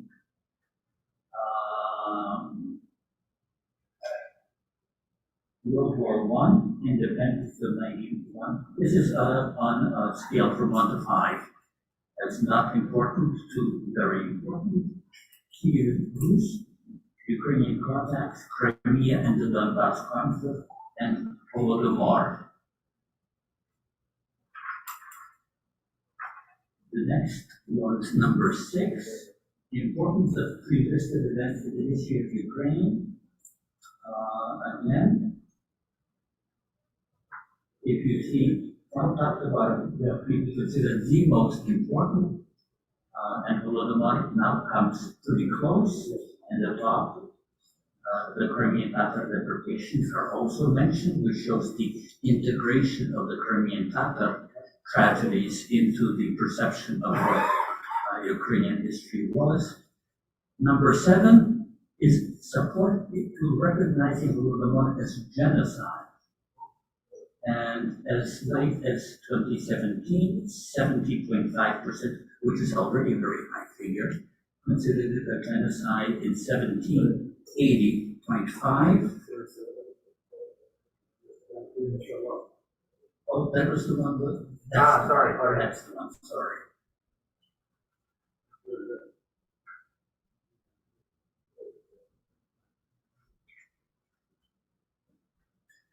And I think we can actually skip the remainder, except maybe number 10, which would be the final one. I have some printed copies. Those of you who want to take a closer look, I'll be able to circulate those without holding up the rest of the program. I think that you will agree that this, as an element in forging a national identity, from a point where no one talked about it, many people didn't know about it, has become a very major element. Thank you. Your view,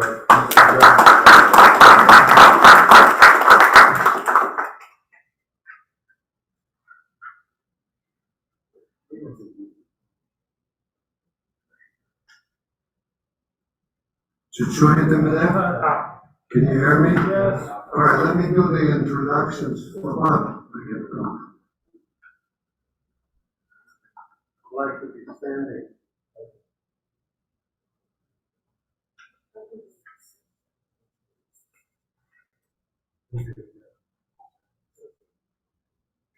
It's my pleasure now to introduce Juris Dr. Bogdan Shandor, who is an attorney whose professional career spans international law, finance, and business. During his career, he has served as general counsel of many companies and chairman of the Eastern European Practice Group and the Wall Street law firm Consultancy. Founder and principal of Shandor and Company, a business and financial consulting firm. He advised the government of Ukraine on the issuance of sovereign bonds and Ukrainian government claims against the Reichsbank. He also advised President Leonid Kravchuk on matters relating to the Conventional Forces in Europe Treaty and the funding of Ukraine's denuclearization process. And on December 1st, 1991, at the invitation of the Verkhovna Rada to the Ukrainian American Bar Association, UABA, he led the U.S. delegation to Kyiv as official observers of Ukraine's referendum. The veteran barrister is also curator of the Shander Archives, his father's papers covering the elder Shander's time as foreign minister of Carpatho, Ukraine. Just for all of you, I have to say that while I served as president of the United Ukrainian Organizations in Cleveland, Ohio for 11 years, almost every second year, we would invite his father to be our speaker at commemorating Ukrainian Independence Day on January 22nd, 1918, and then the unity in 1919. So it was always a pleasure in listening to your father, Ronan. Welcome, and the floor is yours.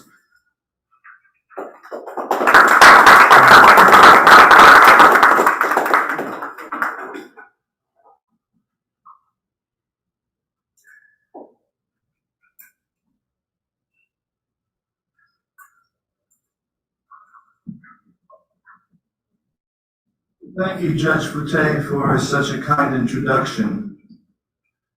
I'm here today to discuss a part of the world which was at the epicenter of events following World War I and the events that took place that were the first shots fired in World War II. We'll talk more about that later. The area I'm talking about is the far western part of Ukraine, bordered by Poland, Hungary, Slovakia, and Romania to the south.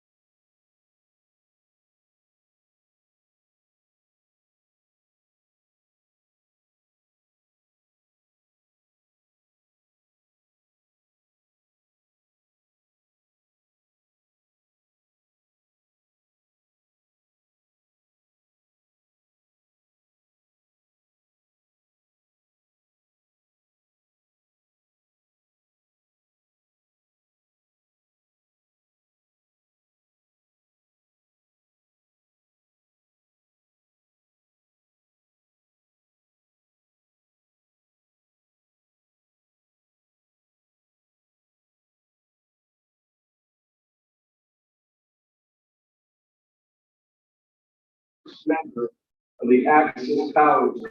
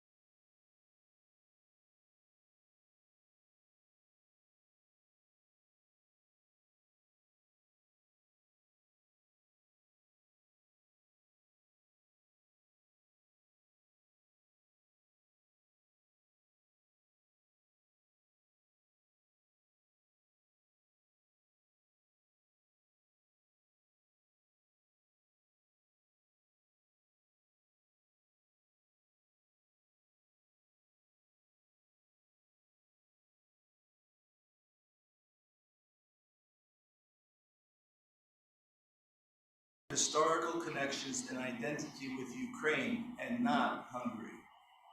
This provides that the name of the state is Carpatho Ukraine. It also recites that Carpatho Ukraine is a republic headed by a president elected by the Soyum or Parliament of Carpatho Ukraine. The state language of Carpatho Ukraine is the Ukrainian language. The colors of the national flag of Carpatho Ukraine are blue and yellow, blue on top and yellow on the bottom. And the The national anthem of Carpatho Ukraine is Ще не вмерла Україна, or Ukraine has not perished in English. The liaison between Hungary and the Reich was so well concealed, and this is really remarkable, that upon declaring independence, the Ukrainian Carpathian government sought the protection of Germany against the Magyar forces, obviously to no avail. They actually had no idea that Hitler had conspired with Horthy to attack the country. And that's why I say that this was in many ways the first shots fired in World War II were not in September 1st against Poland, but they were fired against Carpatho Ukraine. The days following the declaration also saw a bloodbath with a poorly equipped and ragtag army of Ukrainians fighting a well-equipped, highly trained and organized Hungarian army, trained by Germany. The predictable end result was that the Hungarian army annihilated the Carpatho Ukrainians, with soldiers and civilians numbering in the thousands killed on the Carpathian side. One Ukrainian brigade, known as the Carpathian Siege, Karpatska Siege, has entered into folklore for its ferocity and determination in trying to repel the invaders. During the duration of World War II, Carpatho Ukraine was occupied by Hungary. At the end of World War II, Stalin made certain that Carpatho Ukraine would not be a part of any reconstituted Czechoslovakia. He did this by joining Carpatho Ukraine to the Ukrainian SSR by treaty in 1946. By doing this, Stalin created, in effect, a buffer on a buffer. Stalin always viewed Ukraine as being a buffer against the West. He now had Carpatho Ukraine as a buffer for Ukraine's buffer. On December 1st, 1991, Carpatho Ukraine voted over 90%. As a matter of fact, the numbers almost track exactly the national numbers. Over 90% for independence from the USSR.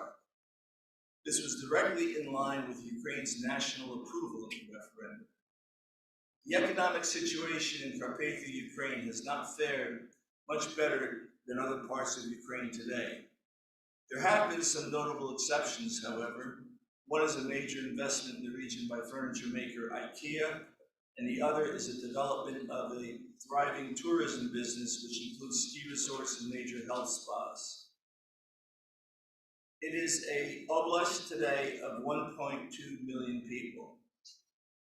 1.2 million people, of which, and you can debate the numbers, but they're not that much different. Estimates are between 80,000 and the Hungarian government's estimate of 125,000 Hungarians. People identify themselves as Hungarian, not Ukrainian. In any event, it's roughly 10% of the population. Under Hungarian Prime Minister Viktor Orban, the policies and attempts to disrupt Carpatho Ukraine and Ukraine in general have continued at an unprecedented level.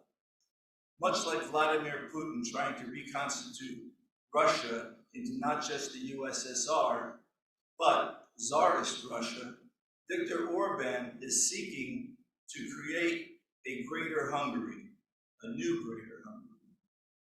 Here are but some of the examples of what's going on. The Hungarian government has in the past and continues to issue Hungarian passports on the territory of Ukraine to Ukrainian citizens, which is a direct violation of Ukraine's constitution, which prohibits dual citizenship. Secondly, the government of Hungary actually had the audacity to appoint a minister for Transcarpathian affairs and development as if it were a part of Hungary. This ministry, with an office in Budapest, opened up an office in Mukachev, one of the major cities in Carpatho Ukraine. And there they undertook to provide funding for Hungarian businesses, Hungarian interests, and the like, and also lobbying efforts. You've heard much about the issue of the education law, and I'd like to spend a little more time on this particular point, because it's a widely misunderstood, and the Hungarians, frankly, are misrepresented. One could easily say they're lying about it. Under the education law, it provides that up to the grade of sixth grade, a public school can teach children in the school in the language of the local community, such that if it's Hungarian, you can teach Hungarian. If it's Romanian in the western part of Ukraine, it can be Romanian. However, once you get to the 7th grade, this is a public school system we're talking about, then all classes must be taught in Ukrainian, and the schools are allowed to have secondary courses in Hungarian or Romanian. But the fundamental classes are taught in the language of the nation, Ukrainian. This has been portrayed by Orban and the Hungarians as being against Hungary and being something which is against the indigenous people. Now, the comment that they make continuously about indigenous people is particularly, to me, offensive, because the term indigenous people is defined in various places throughout international law. The United Nations and other treaties and other provisions identify indigenous people as those people who are resident within an area, territory, and have no other government, no other country to go to. But clearly that's not the case, because across the border, short distance, this is Hungary. A good example of indigenous peoples are Crimean Tatars and American Indians and others, but certainly not Hungarian residents. In effect, what Hungary wants to have their youth in Ukraine educated at Ukraine's government's expense. In effect, the taxpayers paying for their education, so that at the end of their education, they can go over to Hungary and work over there, which is really, I don't think any country in the world would accept that. Hungary has tried to intimidate Ukraine into removing the education law by threatening to veto Ukraine's entry into the EU and NATO. At the same time, Orban has gotten closer and closer to Putin with a $5 billion project to build a nuclear power plant in Hungary that will provide 50% of the electricity that Hungary requires. When I was in Hungary prior to COVID, I spent a month there, and then I spent a month in Zakarpattia. I commented to a young Hungarian that it was a pretty dumb thing to do, in my view. His response was, "It's worse than that." I said, "Well, how can it be worse?" He says, "Russia is providing a $5 billion loan to build it. So not only will we be under their thumb for electricity, we also are their debtors." What Carpathia Ukraine needs to do at this point, in my view, is not different from what many things have to be done in Ukraine. Improve the economy, continue on a positive track with Poland and Romania. Those relationships have developed very positively, and they need to follow that. Thirdly, they need to improve relations with other neighboring countries that need some improvement, in particular Slovakia and to some degree Moldova. Finally, Ukraine needs to resort to the International Court of Justice at The Hague to resolve issues and disputes with Hungary as they develop. And there's certainly enough of those. That completes my comments. Thank you.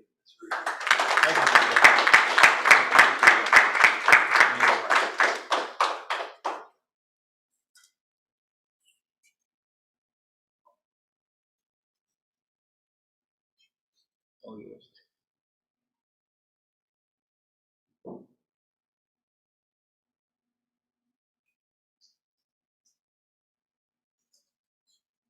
Thank you. Thank you, Olave, for finishing within the time allotted. That was very good. Now we will have Dr. Bertolag, who will participate, I believe, yeah, that's right, as we say, online, right? Presentation will be made. So let me introduce Dr. Bertolag. He is currently serving his second term as Dean of the Faculty of History at the Taras Shevchenko National University of Kyiv. He has been a faculty member of Ukraine's most prestigious Academy of Higher Learning since 2000, having earlier completed both his undergraduate and graduate studies at the same institution. His thesis, PhD equivalent, defended in 1998, dealt with the military aspect of Ulun Bandera activities, 1940-1942.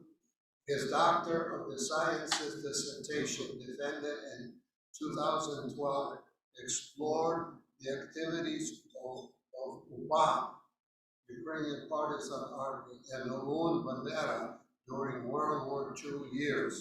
Over the years at the National University of Kyiv, Dr.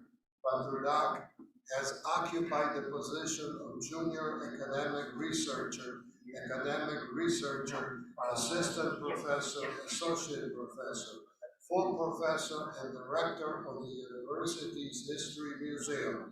His academic interests include the history of Ukraine in World War II, the history of Ukraine's liberation struggles, the history of the National University of Kyiv. He has authored and co-authored over 200 publications. And hopefully I will have some time to tell some experiences that I have had during World War II. So Dr. Bertrand, welcome. Вітаємо, просимо до слова. Дякую сердечно, пане головуючий. Я сподіваюся, що мене добре чути. Голосніше. Я сподіваюся, що мене буде добре чути.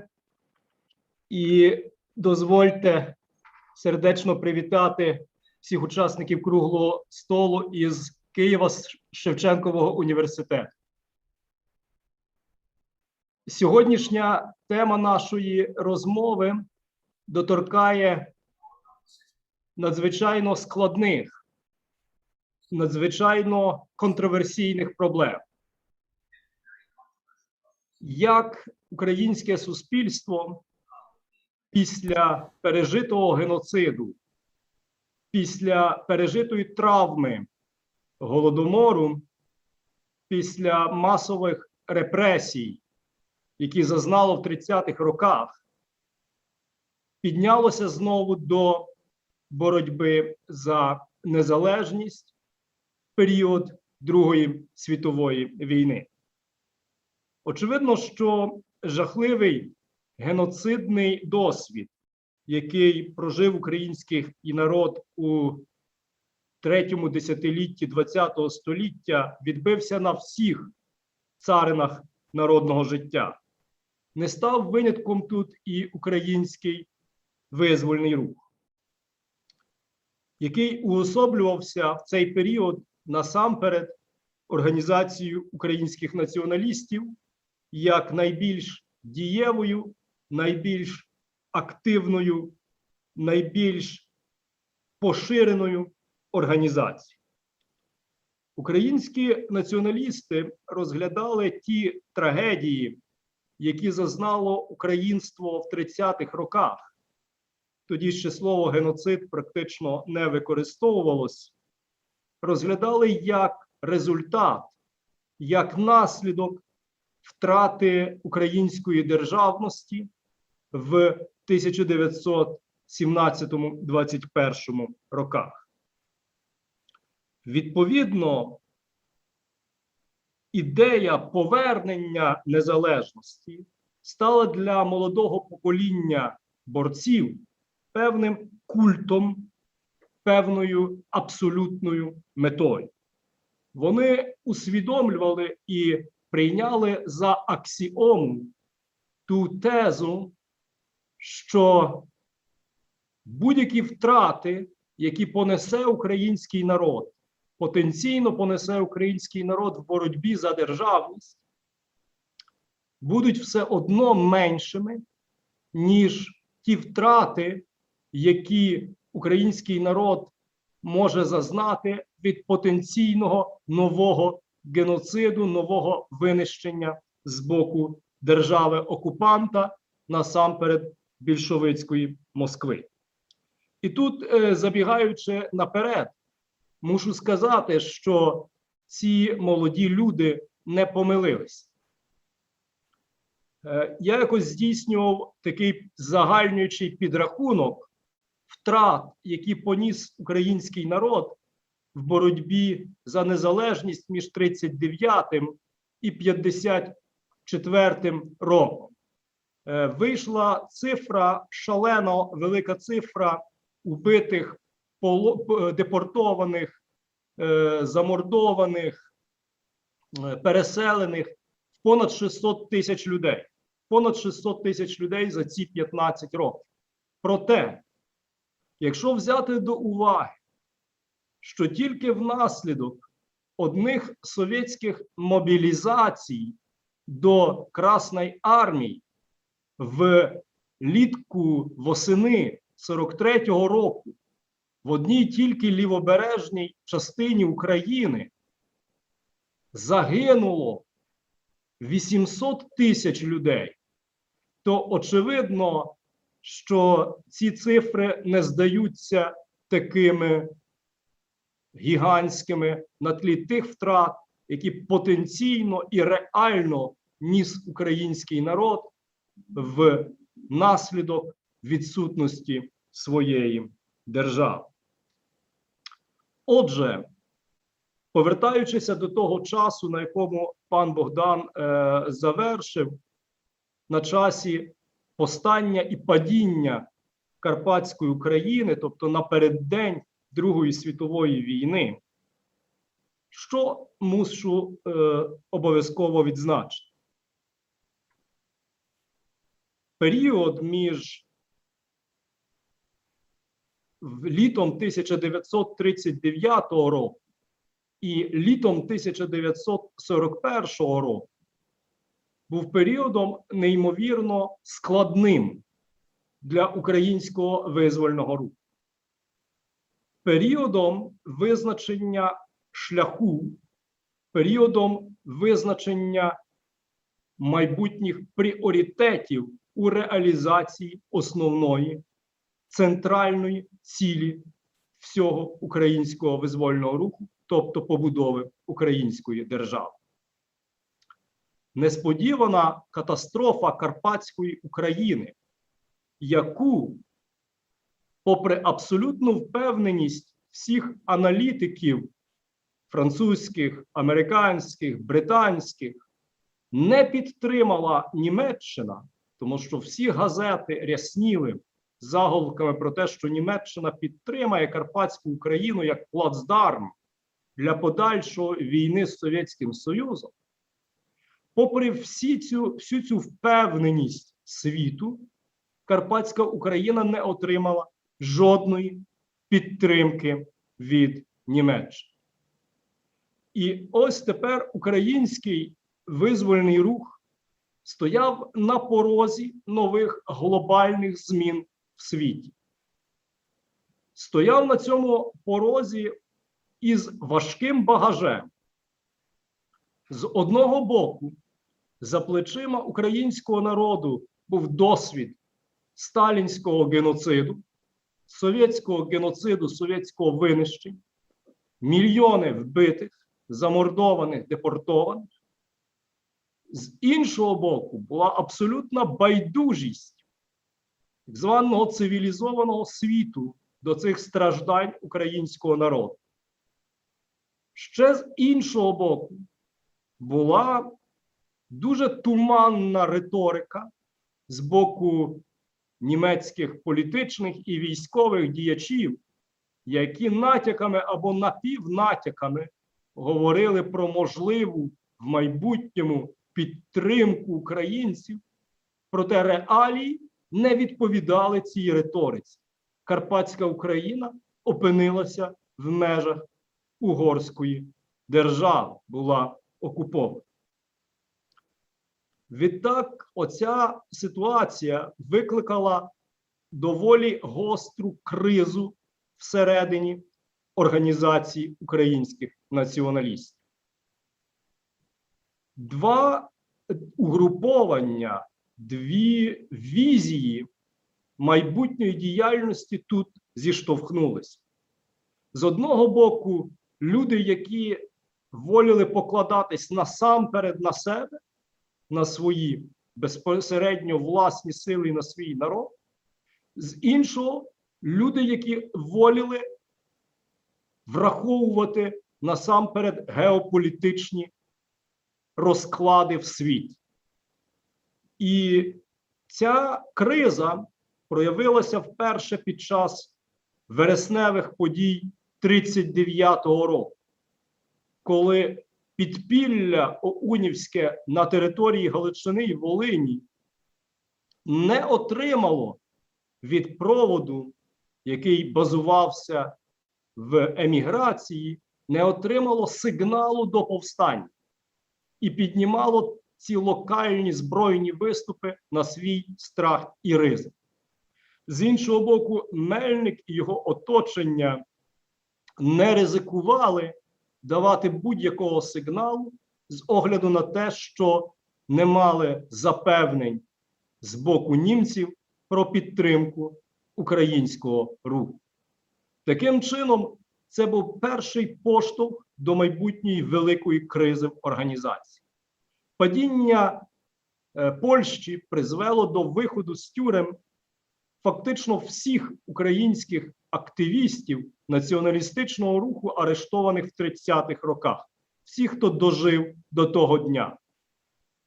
І тут уже поглиблення конфлікту не вдалося уникнути. Дуже часто оцей розкол в ОУН описується як конфлікт поколінь. Проте це не зовсім вірно.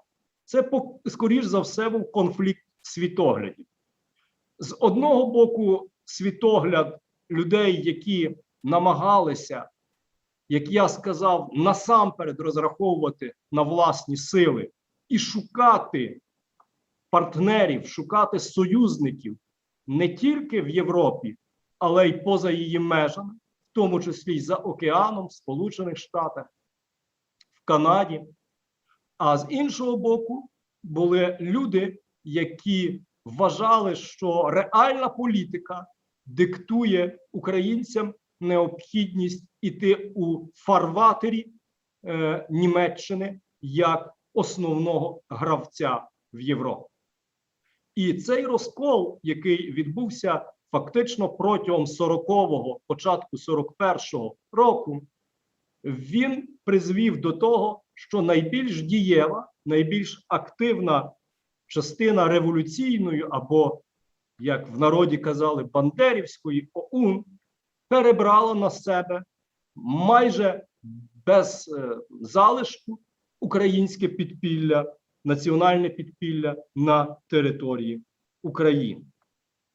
Відтак, літо 1941 року стало другим надзвичайно важливим вирішальним моментом в українському політичному житті, в українському політичному бутті в цей от період від 39-го до завершення Другої світової війни. В цей період визначалося, чи матиме Україна впродовж Другої світової війни шанс з'явитися на карті світу як самостійний політичний гравець.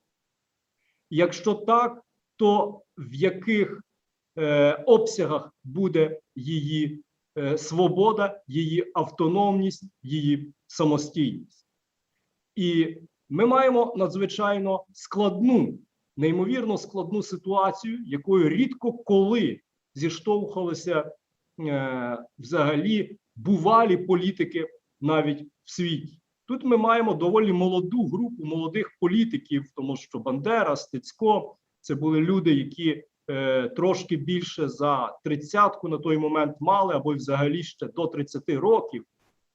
Група молодих людей, які починають проводити надзвичайно ризиковану, надзвичайно складну геополітичну гру із гігантами, із такими гігантами, як нацистська Німеччина, як Британія, як інші країни, які в той час були домінуючими в світі. В чому полягала ця гра? Ця гра полягала в тому, щоб з'ясувати, чи українське питання, українська проблема взагалі є актуальна бодай для когось із сильних цього світу. Чи бодай хтось в світі готовий підперти, готовий допомогти українцям здобути й утримати свою державність. І ми бачимо, як надзвичайно вправно, надзвичайно оперативно українські націоналісти обвели навколо пальця Берлін. Тому що оголошення незалежності 30 червня 41-го року, з якого так люблять сміятися, якого так люблять виставляти як такий порожній акт, як ненаповнений реальністю акт, насправді було одним із найцікавіших ігор політичних, які були на території України в 20 столітті. Унівці змусили нацистську Німеччину захвилюватися. Вся величезна розвідка німецька була абсолютно заскочена тим, що бандерівці проголосять незалежність у Львові. Це дуже гарно задокументовано в німецьких матеріалах. І тільки 2 липня німецьке гестапо зорієнтувалося, що українці діють абсолютно на свій розсуд і починають затримання та арешти. Цим самим відкриваючи карти і демонструючи абсолютно некорисне ставлення Німеччини до ідеї української незалежності. Здавалося би, після цього іде розгром, іде страшний погром організації українських націоналістів. Погром зі знищенням тисяч людей без суду і слідства під виглядом грабіжників, як це вказувала директива Гестапо і ЗІПО від листопада 41-го року. І саме цей документ фігурував в Нюрнберзі, яким так люблять оперувати деякі недобросовісні історики, вказуючи на те, що, мовляв, УПА чи ОУН було засуджено в Нюрнберзі. Там фігурував якраз документ про те, що оунівців бандерівського руху членів треба страчувати без суду і слідства.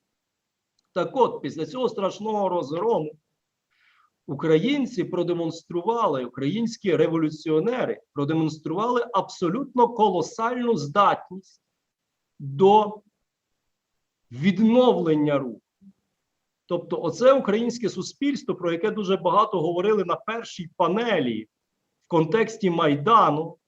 контексті Майдану, українське суспільство зуміло надзвичайно, неймовірно швидко відмобілізуватися. Від розгрому осені-літа 1941-го до фактично появи через 1,5 роки інституції такої, як Українська повстанська армія, яка уже за рік від моменту формування налічує декілька десятків тисяч людей. Сьогодні в Україні, коли ми фактично з 2014 року заново почали формувати армію, ми зрозуміли, що означає сформувати армію в декілька десятків тисяч людей боєздатну, що означає її одягнути при підтримці світу, при наявності держав.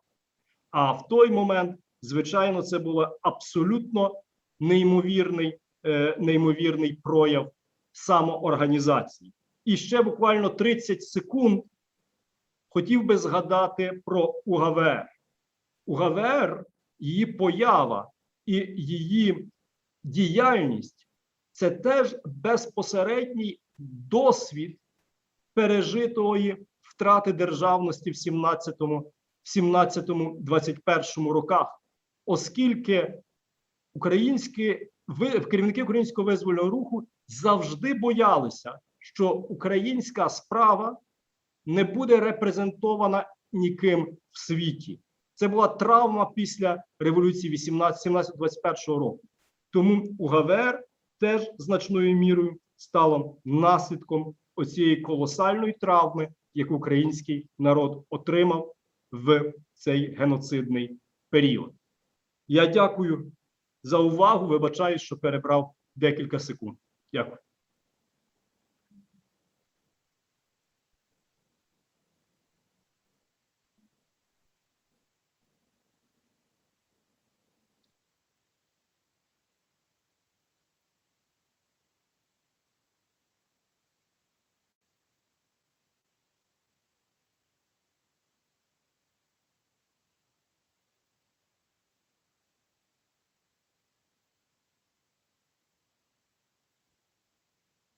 Comments dealing with the issue of Holodomor, you heard the historical perspective, but there is a legal perspective of all of this, and as a judge, as someone involved in this process, I would like you to hear my comments.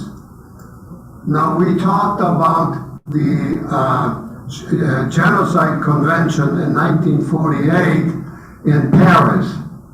And that Genocide Convention determined what the genocide means and means. The Genocide Convention was examined by the International Court of Justice at The Hague when Bosnia and Herzegovina brought suit against Serbia and Montenegro alleging violations of the Genocide Convention.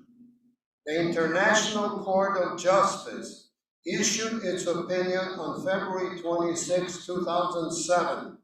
The decision is significant in that it recognizes an affirmative obligation to prevent genocide, thus showing that the state's responsibility is a corollary to the state's obligation to prevent genocide under Article 1 of the Convention. The court articulated that the responsibility is not incurred simply because genocide occurs, but rather if the state manifestly failed to take all measures to prevent genocide which were within its power and which might have contributed to prevent convention.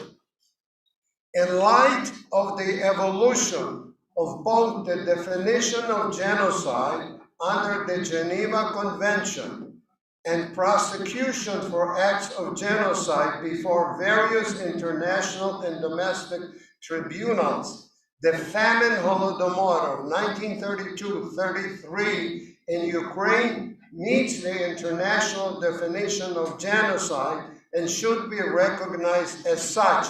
Just finally, let you know that the judicial branch in Ukraine applied the UN Convention on Genocide definition, and the appellate court in Kyiv deliberated and issued a decision concerning the criminal case against the Soviet Union and Ukraine, and found Stalin and his cohorts guilty of genocide. That is a very important legal application to the famine, Holodomor, and genocide. The court also held that there was a figure of 10,063,000 Ukrainians as a result of the Holodomor genocide committed in the years 32 and 33. And finally, for your information, the UN has had the application to recognize this as genocide. It has not done so, but 16 countries in this world have recognized Holodomor, famine, Holodomor as genocide of the Ukrainian people. That's very important for all of us to remember. Thank you for your attention. Thank you very much. Very good, very good, thank you. The worst thing to do is to stand between an audience and our wonderful speakers and a wonderful lunch, because I just saw the sumptuous lunch they've got out there.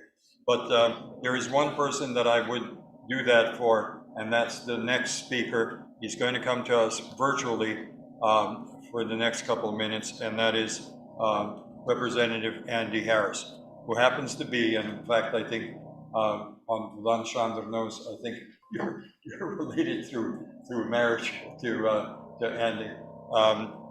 Representative Harris is a real force for us. He is one of the co-chairs of the Congressional Caucus Committee. But more than that, he really does bleed Ukraine. And so for us, it's a pleasure to have him join us at our forum. Senator, I made him senator already. Congressman Harris, are you ready? Thank you, sir. I am ready, and I think you all have to start the video on your end.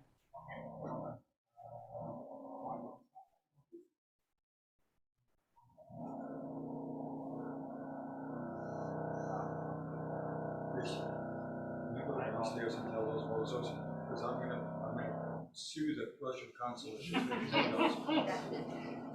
I feel frisky.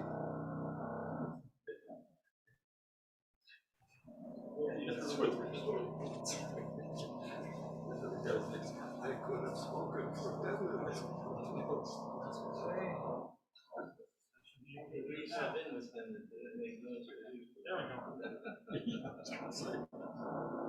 Okay, can somebody speak and let him know he can turn it on? There we go. Yes. You're on. Sir. Okay, thank you very much. And you know, I'm sorry that I can't be with you in person, but my schedule wouldn't allow it today. Look, and thank you again for coming together and promoting Ukraine and the Ukraine-American relationship. That's important. Look, we know we have a strong bipartisan group in Congress that supports Ukraine, that's especially supportive of Ukraine in its struggle with Russia right now. We know this frozen war has gone on for years with really no end in sight. And that's, I think, perhaps intentional, certain intentional by the Russians, as they realize the harm to the Ukraine's economy that a prolonged war, again, both in terms of draining defense budgets as well as impeding GDP, they know that, and that's calculated on their part. We were disappointed, again, the bipartisan supporters of Ukraine in the Congress, when the administration removed the sanctions on Nord Stream 2, allowing for the completion of the pipeline. As many of you know, we had broadly bipartisan letters written to the administration expressing our discomfort with that decision. An additional problem is, I believe, that the administration's fossil fuel policies have led now to the price of a barrel of oil to be over $83, an amount in which Russia gains their GDP gains. They make a tremendous amount of money doing that, and of course now exert both through the Nord Stream 2 pipeline and through their supply of oil, exert energy control over Europe, and that's disappointing. I think that's a role the United States should have been much more active in terms of controlling the world price of oil and making certain that our European allies and Ukraine have adequate supplies and that we would not have allowed the infrastructure, for instance, of Nord Stream 2 to supplant or replace the trans-Ukraine shipment of oil to Russia, from Russia to Europe. The further development that's disappointing, of course, is Russia's further envelopment of Belarus, bringing it more closely aligned, both militarily and economically with Russia, which of course places both Ukraine and the Baltic states at increased risk for future bad actions by Russia. I do believe that, again, you have strong friends in the U.S. Congress, bipartisan, bicameral, both houses, the House, the Senate, and again, among Republicans and Democrats, And I think the time is probably coming that that we should seek in some way for Ukraine to be designated a non-NATO major ally because of the assistance that and the help, as well as the strong signal this would send to Russia that Ukraine is not alone in its fight. In order to get some of the excess defense articles, we may have to modify the Foreign Assistance Act. But again, with the support that Ukraine has in the Congress, I believe we could do that as well. And that might be a major step forward. And again, sending a strong signal to Russia that aggression in the direction of Europe is not going to be tolerated. Anyway, with those comments, I am glad to.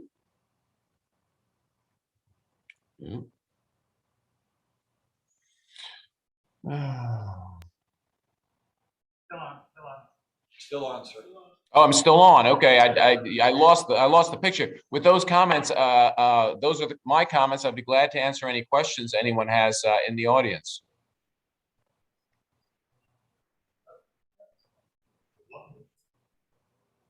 Actually, I would, sir.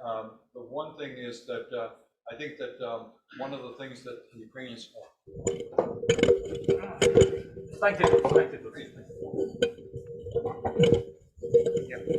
One question is that even Defense Secretary Austin had declared that Ukraine's way to NATO and EU is not closed. So as we talk about this, about the non-NATO allied status, that's a step towards Ukraine still heading towards NATO and EU, as you see it. Yes, sir?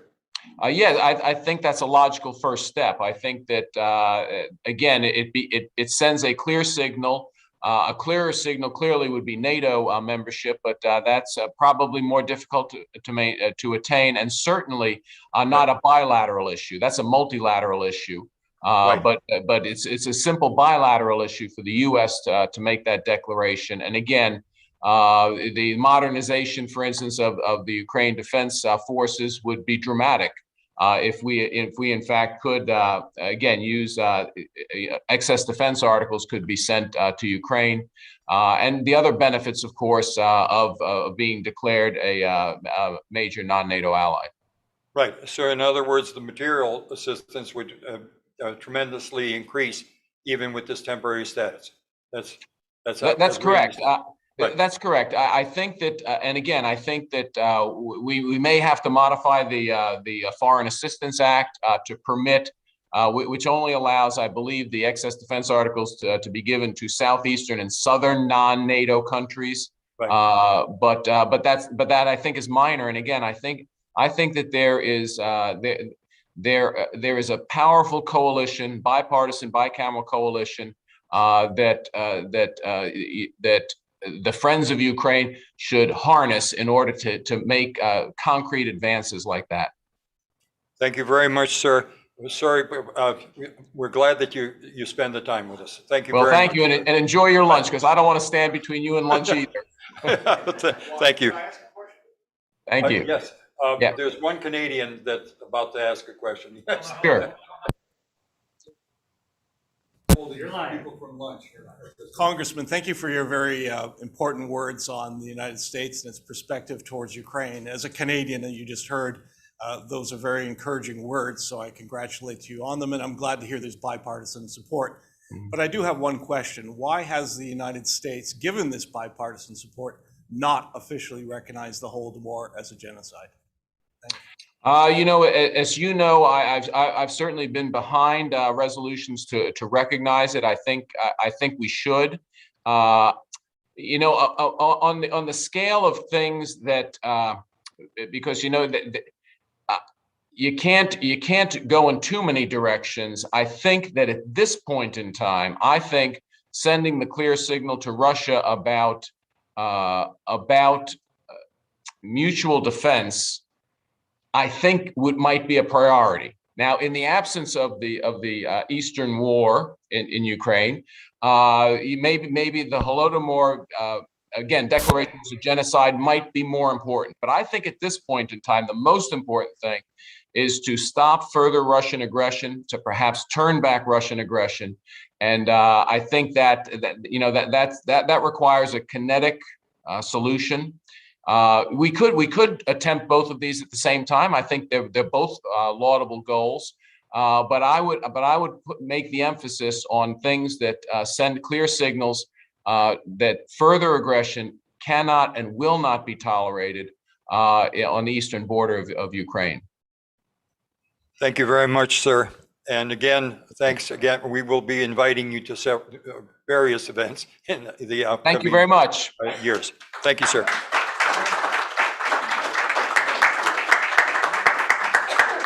Now to all the On that issue, in 1988, Dr. James Mace issued a report on the work of the Famine Commission. And that report was submitted to Congress calling the famine a genocide. And Congress approved that report, accepted it, and approved that by resolution. That's not the same thing as official recognition. Okay, I just want to let you We know. can do that, we can do that over a wonderful lunch break, which I'm going to give only 10 minutes to, because we really have, Purushal, the regime with the different changes. There are some very good food. What I would ask is that everybody get something, and there's wonderful tables. The best place to eat is right here. And so in about 10 minutes, we regather here with all that wonderful food, and we listen to someone who I really admire a great deal, Pan Milanovich, and it's going to be actually also by someone else I admire. It's going to be moderated by Slav Billy. So now 10 minutes. I wanted to thank the previous panel, because I think the previous panel, for all pressures we had, especially knowing that Harris is going to interrupt you guys, I wanted to say all of the presentations were fabulous. Thank you very much. Okay, so now. Also fabulous that we need no discussion. So fabulous that it's no discussion, and if we had a discussion, the next two panels would be canceled. So I don't want to do what I did with the first panel, which is allow two